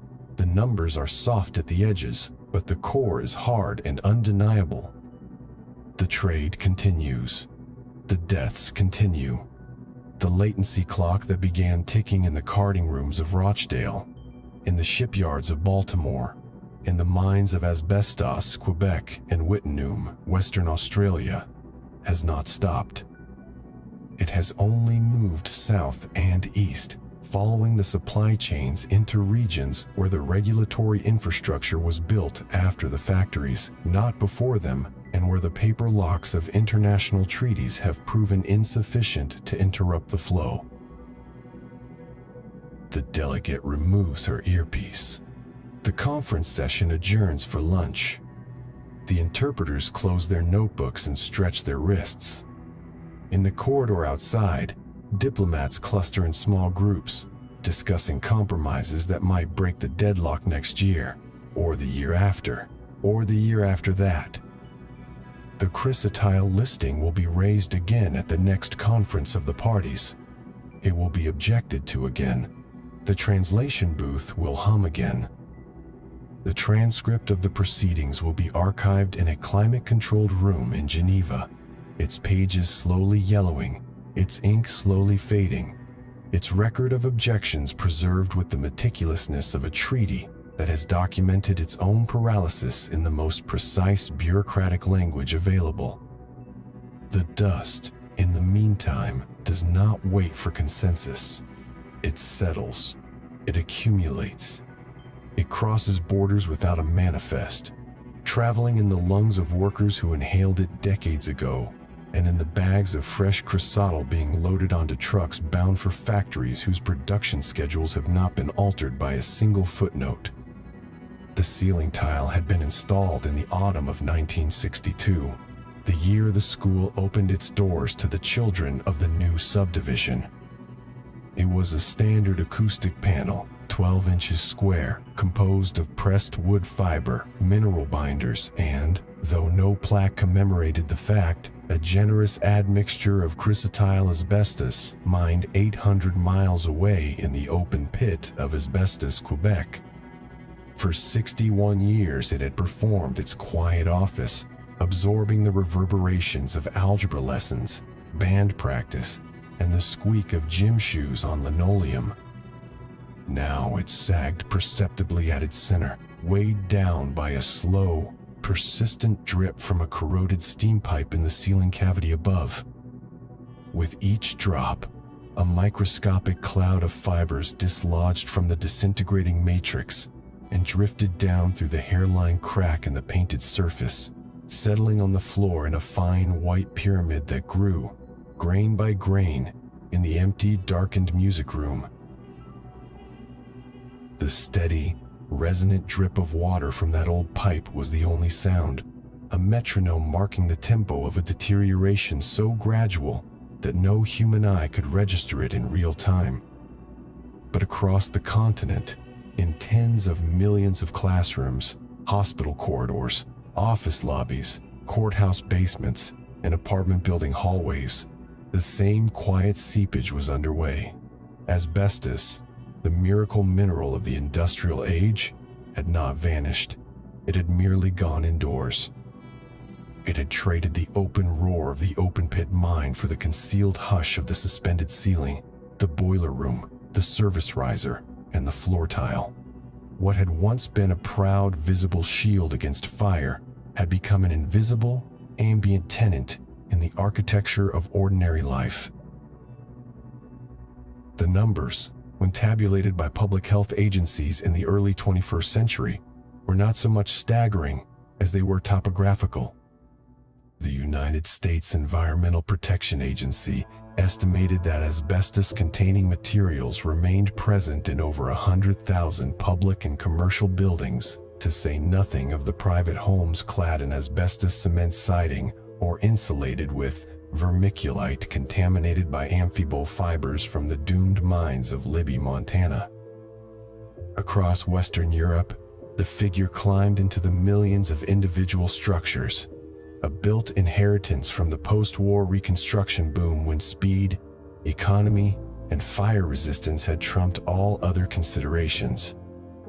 In the nations that had never stopped mining and consuming chrysotile, India, China, Russia, Kazakhstan, the stock of in-place asbestos continued to grow, embedded fresh into each new housing block, water tank, and corrugated roofing sheet.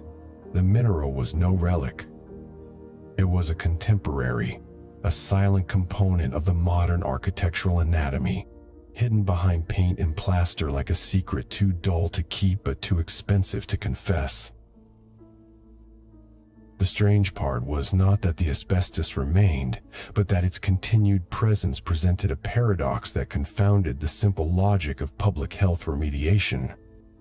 Left undisturbed, sealed behind layers of latex paint, or entombed within a solid matrix of cement or vinyl, the fibers posed a theoretical risk that, in practice, translated into airborne concentrations barely distinguishable from background levels. The danger was not the material itself, but its mobilization. The very act of removal. The scraping, cutting, sanding, and bagging required to excise asbestos from a building could, if performed without exhaustive containment, generate a blizzard of respirable fibers that surpassed the original exposure risk by several orders of magnitude. A poorly executed abatement job did not solve a problem. It converted a latent, dormant condition into an acute, airborne event. The mineral that had been woven into the skeleton of modern infrastructure now lurked behind every renovation permit, its safest management sometimes being to leave it strictly alone, a sealed mausoleum where demolition was more dangerous than quiet decay. This was not a hypothetical lesson. The evidence had accumulated across decades of well-intentioned disasters. In the early 1990s, the New York City public school system embarked on an aggressive asbestos removal program, only to discover that residual fiber levels in many buildings remained elevated long after the contractors had departed. The dust having escaped the plastic containment barriers and infiltrated ventilation ducts, bookshelves, and the fibrous surfaces of carpets. A similar pattern emerged after the 2011 Christchurch earthquake in New Zealand, when the urgent need to demolish thousands of damaged commercial buildings sent plumes of asbestos-laden debris across entire neighborhoods, transforming a geological catastrophe into an unplanned, city-scale exposure event. In Libby, Montana, the vermiculite insulation that the W.R. Grace Company had shipped to homeowners across the country for decades contained a particularly lethal form of tremolite actinolite asbestos, and families who had simply renovated their attics, sweeping, bagging, and carrying the loose-fill material to the curb, later turned up in epidemiological registries with the characteristic pleural plaques and mesothelioma clusters that marked them as unwitting participants in a slow-motion industrial disaster. The mechanism that made asbestos so treacherous in these scenarios was the same crystalline property that had made it commercially irresistible a century earlier. The fibers, once separated from their binding matrix by mechanical abrasion or water damage, became buoyant in a way that defied intuition. A single gram of friable asbestos could release billions of microscopic needles, each one light enough to remain suspended in the room's air currents for hours, small enough to bypass the mucociliary escalator of the upper airways, and sharp enough to pierce the delicate mesothelial membrane that lined the lung cavity. The body had no enzymatic key for this lock. The fiber entered and stayed, its chemical indestructibility transforming the warm, wet interior of the chest into a climate-controlled display case for a geological specimen that would outlast the host by millennia. In the school music room with the leaking steam pipe, the physics of exposure were intimate and unremarkable. The water droplet fell. The ceiling tile crumbled at a rate measured in micrograms per week, and the tiny pyramid on the linoleum floor grew, season by season, as the custodian swept it away each morning with a dry broom, a procedure that, though performed in good faith, accomplished precisely what the industrial hygienists warned against, launching the settled dust back into the breathing zone of the room. By the time the school board commissioned an environmental assessment in 2019, the airborne fiber count in the music room measured 12,000th fibers per cubic centimeter, a level that would not trigger an immediate regulatory shutdown, but that, over the cumulative hours of a teacher's career, translated into a lifetime dose sufficient to double the baseline mesothelioma risk. The report, bound in a blue folder and filed in the district's maintenance office, recommended management in place, wet wipe cleaning, encapsulation, and annual reinspection. It did not recommend removal because the cost of a full abatement would exceed the entire annual facilities budget, and because the act of tearing out the ceiling would, in the short term, make the air far more dangerous than simply leaving the ghost undisturbed.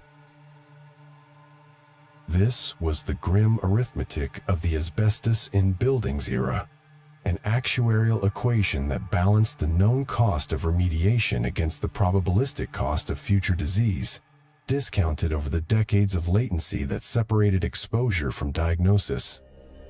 The calculation was not written down in any single ledger, but it permeated the decision-making of school boards, hospital administrators, property developers, and government regulators across the world.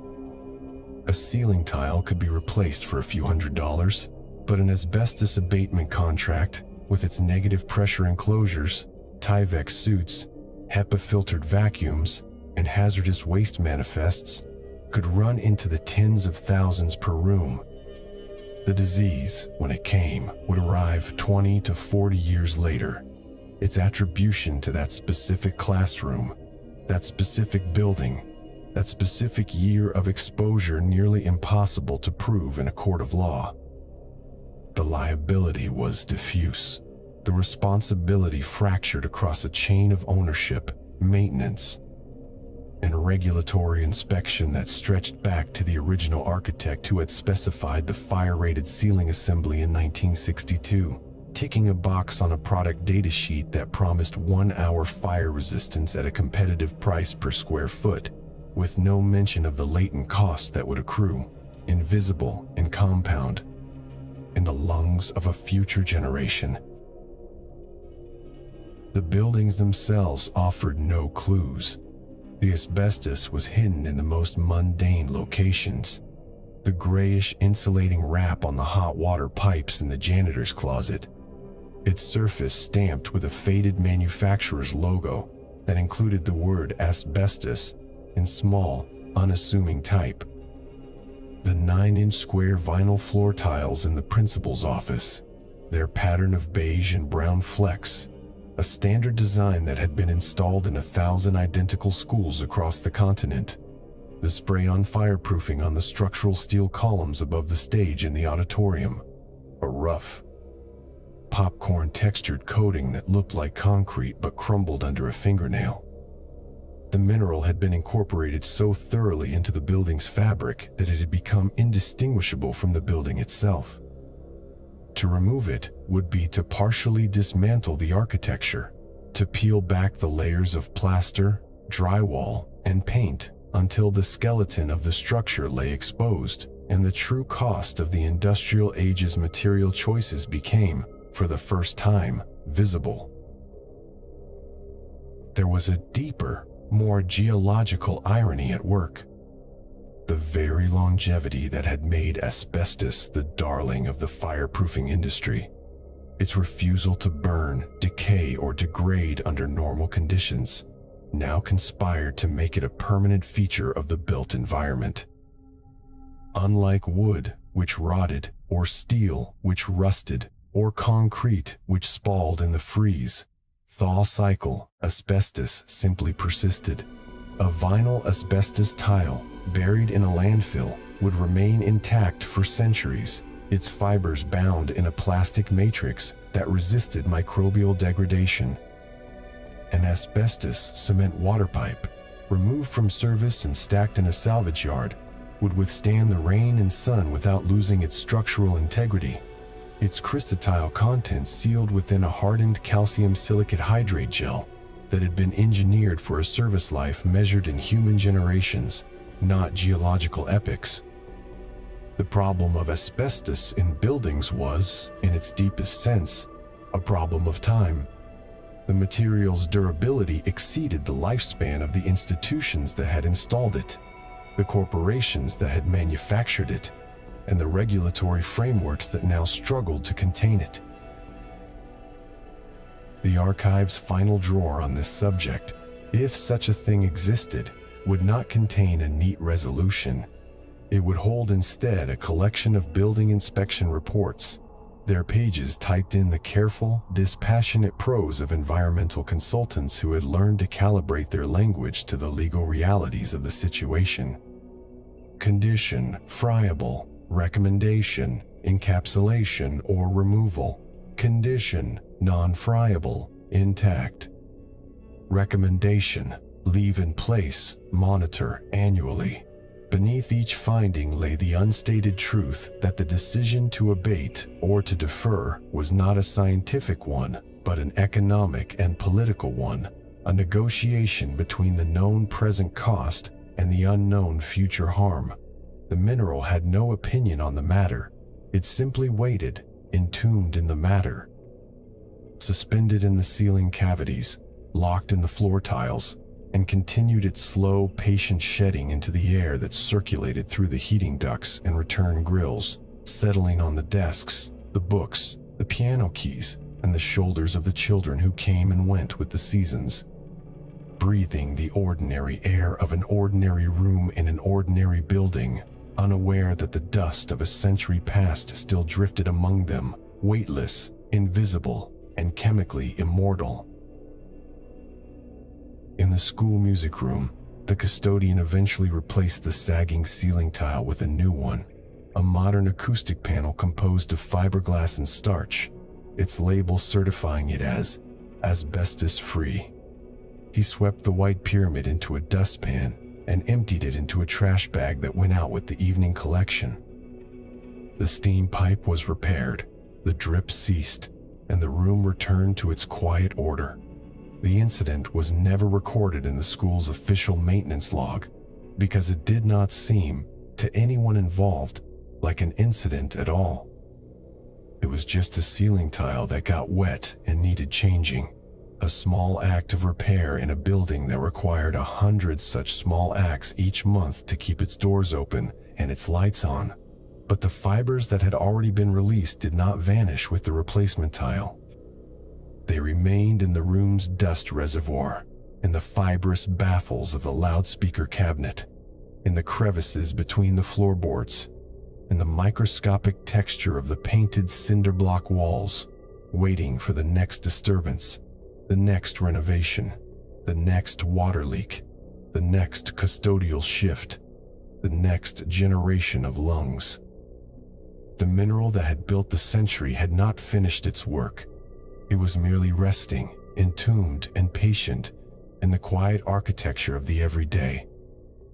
The climate-controlled air carries that particular scent archives always hold, paper surrendering its acids one molecule at a time, binding glue drying to powder, the faint mineral tang of decades settling into cardboard.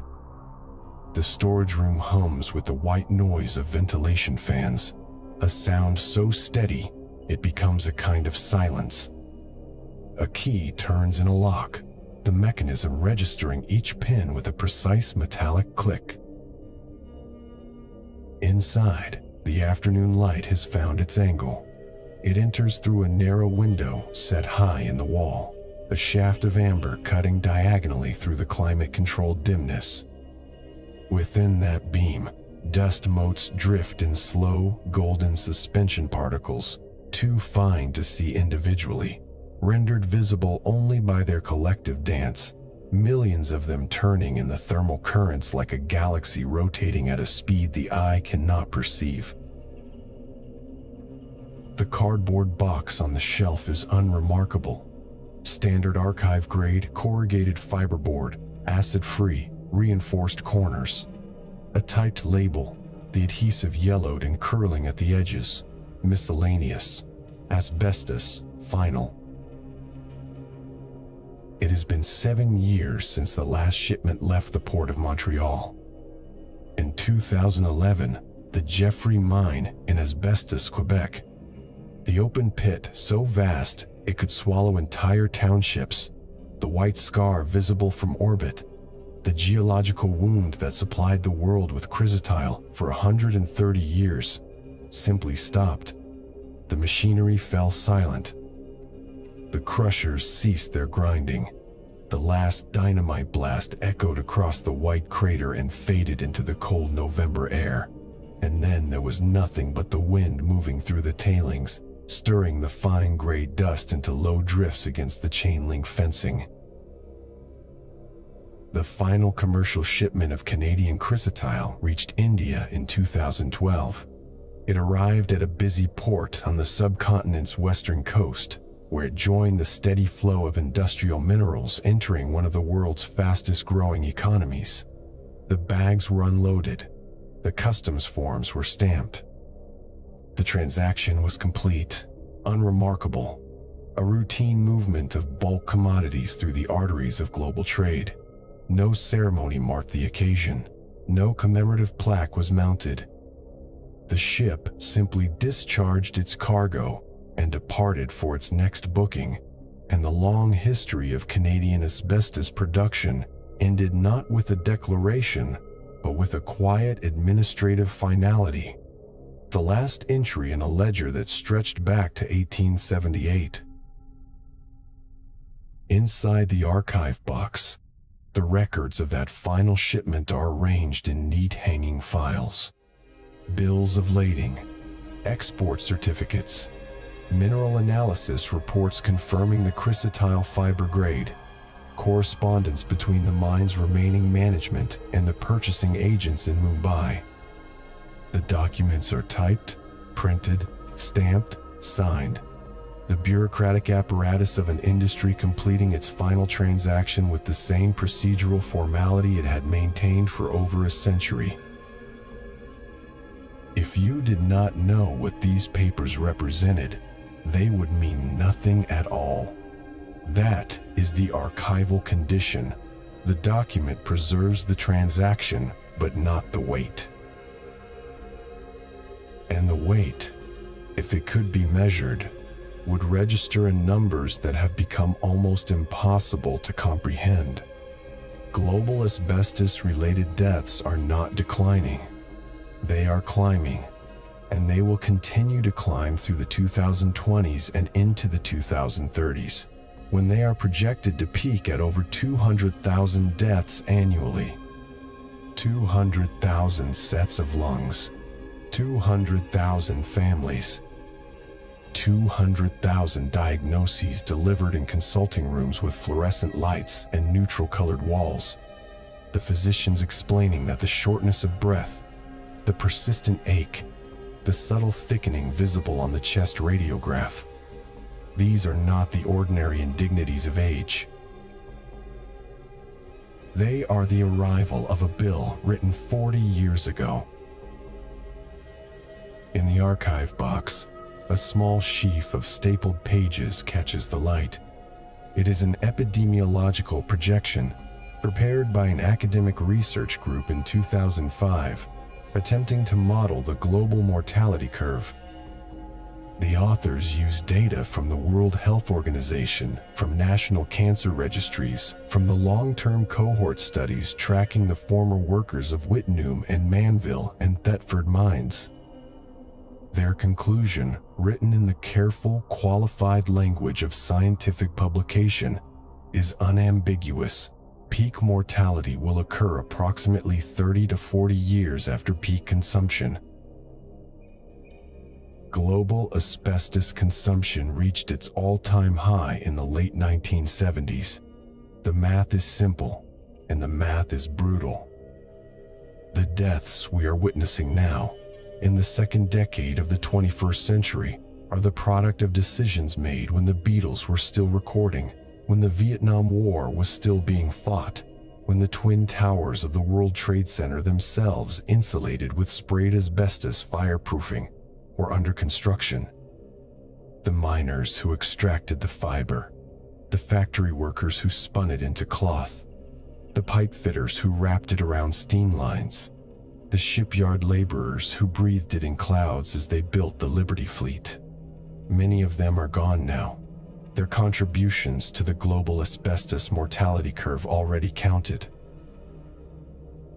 But the curve is still rising. It rises because chrysotile continues to be mined, processed, and consumed. Russia extracts over 700,000 metric tons annually.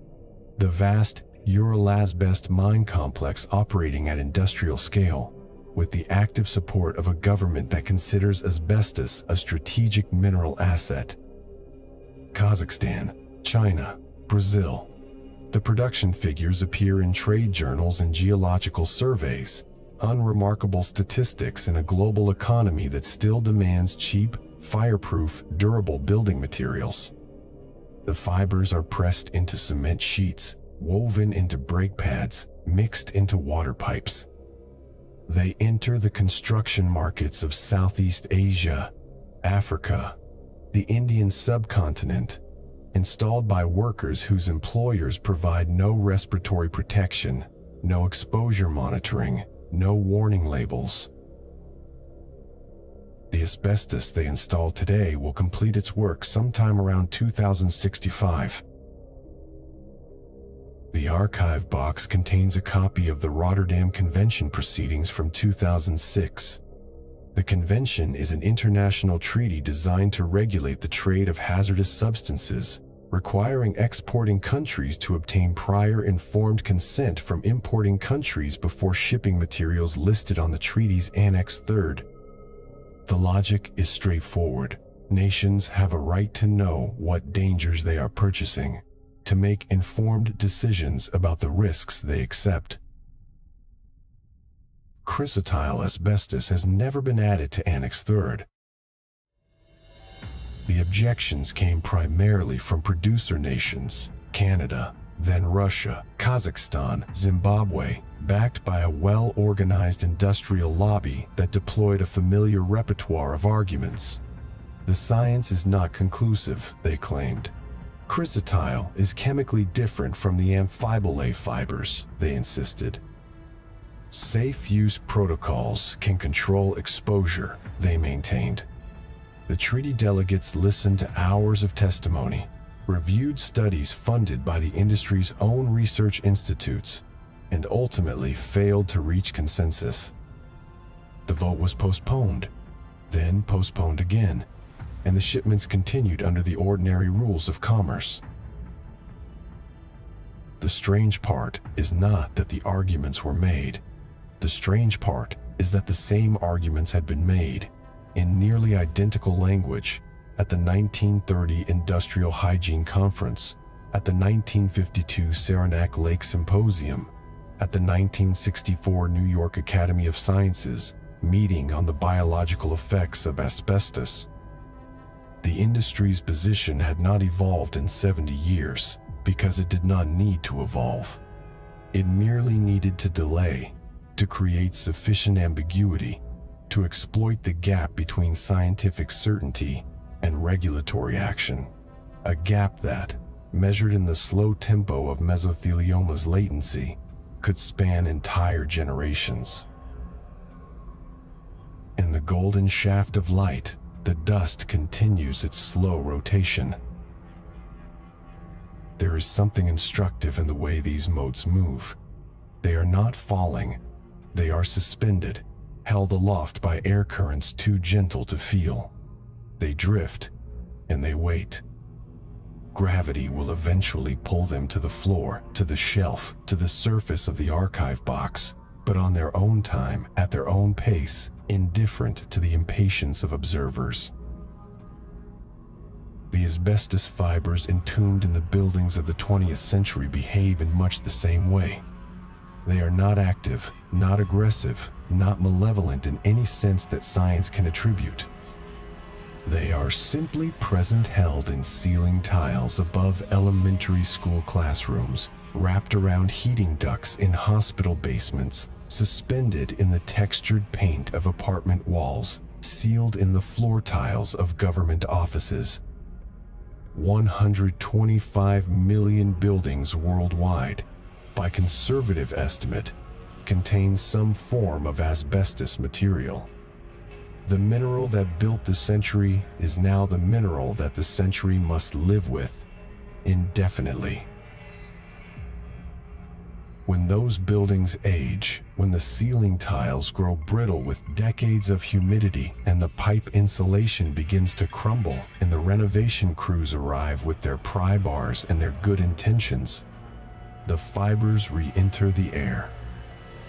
The very act of removing the hazard can, if performed without meticulous containment, disperse more fibers than leaving it sealed.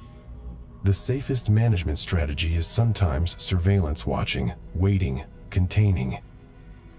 The asbestos abatement industry has developed elaborate protocols of negative air pressure, wet removal, sealed disposal, but the protocols are expensive, and the buildings are many, and the funds are limited, and the oversight is imperfect. The paradox has become architectural. The substance that promised safety from fire now requires its own elaborate safety apparatus. The miracle material has become a permanent maintenance obligation, a sealed hazard, a line item on capital budgets stretching decades into the future. In the archive box, there is a map. It is a geological survey of the Jeffrey Mine, dated 1985, showing the contours of the open pit in precise topographic lines. The scale is 1/10,000, the print in blue ink on heavy drafting paper. The map represents the mine at its peak, a hole nearly 2 kilometers in diameter, descending in stepped benches to a depth of 350 meters. The chrysotile veins appear as narrow bands cutting diagonally through the serpentinite host rock, white lines against the gray base map. If you fold the map carefully, aligning the original creases, it returns to the size of a standard envelope. The town of Asbestos is still there, though it has since voted to rename itself. In 2020, after a long and contentious municipal debate, the citizens chose Val des Sources, Valley of the Springs, as their community's new designation. The name was a deliberate departure, an attempt to shed the weight of association, to announce that the town's identity would no longer be defined by the mineral beneath it. The Jeffrey Mine's vast open pit is now a tourist attraction, its observation platforms offering visitors a view of geology exposed on a scale that makes the human figures at the bottom appear as small as dust motes. The rebranding was, in its way, an honest act.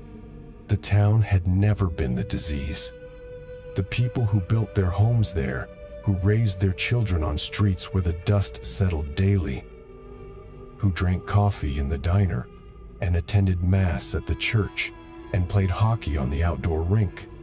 They had been participants in a system larger than any single community, a system that extended from the boardrooms of Manhattan to the shipyards of Norfolk to the power plants of Mumbai. They had merely lived atop the deposit. The light in the archive is shifting now, the afternoon sun beginning its descent toward the horizon. The beam has migrated across the shelf, and the dust motes that were illuminated minutes ago are now invisible, indistinguishable from the ordinary air. They are still there, of course. They have simply moved beyond the reach of the light. This is how the latency clock works. The exposure occurs in a moment, a single shift in the carding room, a single week of pipe fitting in a destroyer's engine compartment, a single afternoon of shaking out work clothes above the basement washtub. The fibers enter the lung, and the lung does what lungs do. It breathes, it absorbs, it attempts to clear. The fibers resist, they lodge, they wait. And then, 40 years later, the light finds them. The oncologist sees the mesothelioma on the CT scan, the characteristic thickening of the pleural membrane, the effusion that explains the shortness of breath. The pathologist sees the cells under the microscope, their malignant architecture confirming what the radiology suggested. The epidemiologist sees the case added to the registry, one more data point in the long, slow curve that continues its rise.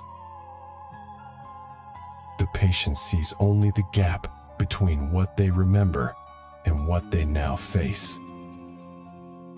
The factory job in 1972, the summer in the shipyard, the years of ordinary life separating the exposure from its arrival. 200,000 times each year, somewhere in the world, that gap closes. The archive box is not the last word on asbestos. There is no last word. The story does not conclude with the closure of a mine, the passage of a regulation, the bankruptcy of a corporation, or the filing of the final shipment's papers.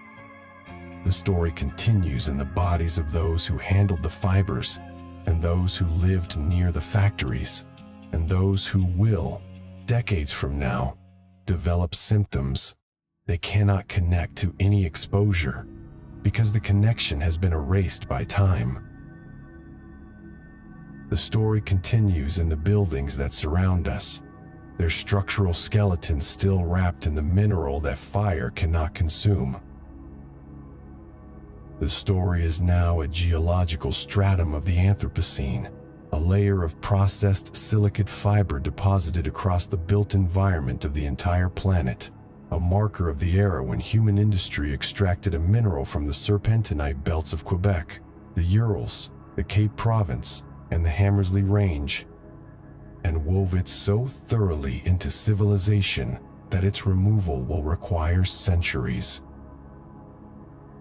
The key turns again in the lock. The archive box is returned to its shelf, its documents undisturbed, its contents still legible, still awaiting the next researcher who will open it and find, in the bureaucratic prose of bills of lading and export certificates, the shape of something that was never quite contained by the paperwork. The ventilation system cycles off. The dust settles, some of it onto the shelf, some onto the floor, some remaining suspended in air that will be stirred again the next time the door opens. The shaft of afternoon light fades to gray, then to darkness. And the mineral waits, as it has always waited, patient as geology, silent as archives, indifferent as chemistry, for the next lung. We've been down in the white dust long enough now that the weight of it has become almost ordinary. The quarry mason's cold morning breath, the Roman napkin shaken clean in a villa's atrium, the hiss of a Manchester steam pipe wrapped in fibrous bone, the blue tailings piled like play sand in a Pilbara schoolyard. The overalls lowered each evening into a galvanized basin by hands that would never be told they were working a shift. These are the particles that built the century, and they are still settling. But it's time to ease the pressure. Time to let the archive drawer slide shut and begin the slow ascent back toward the surface. Notice, as you rise, how the darkness starts to thin. How the beam of afternoon light that fell across that final cardboard box now widens overhead. Pale green at first, then golden, then the clean white of open air. The lungs that held their breath through the deeper passages can expand again. The ribs that tightened at the thought of a 40-year clock ticking silently in the chest. They can loosen. Fresh air is waiting. Carry with you, though, what the descent gave.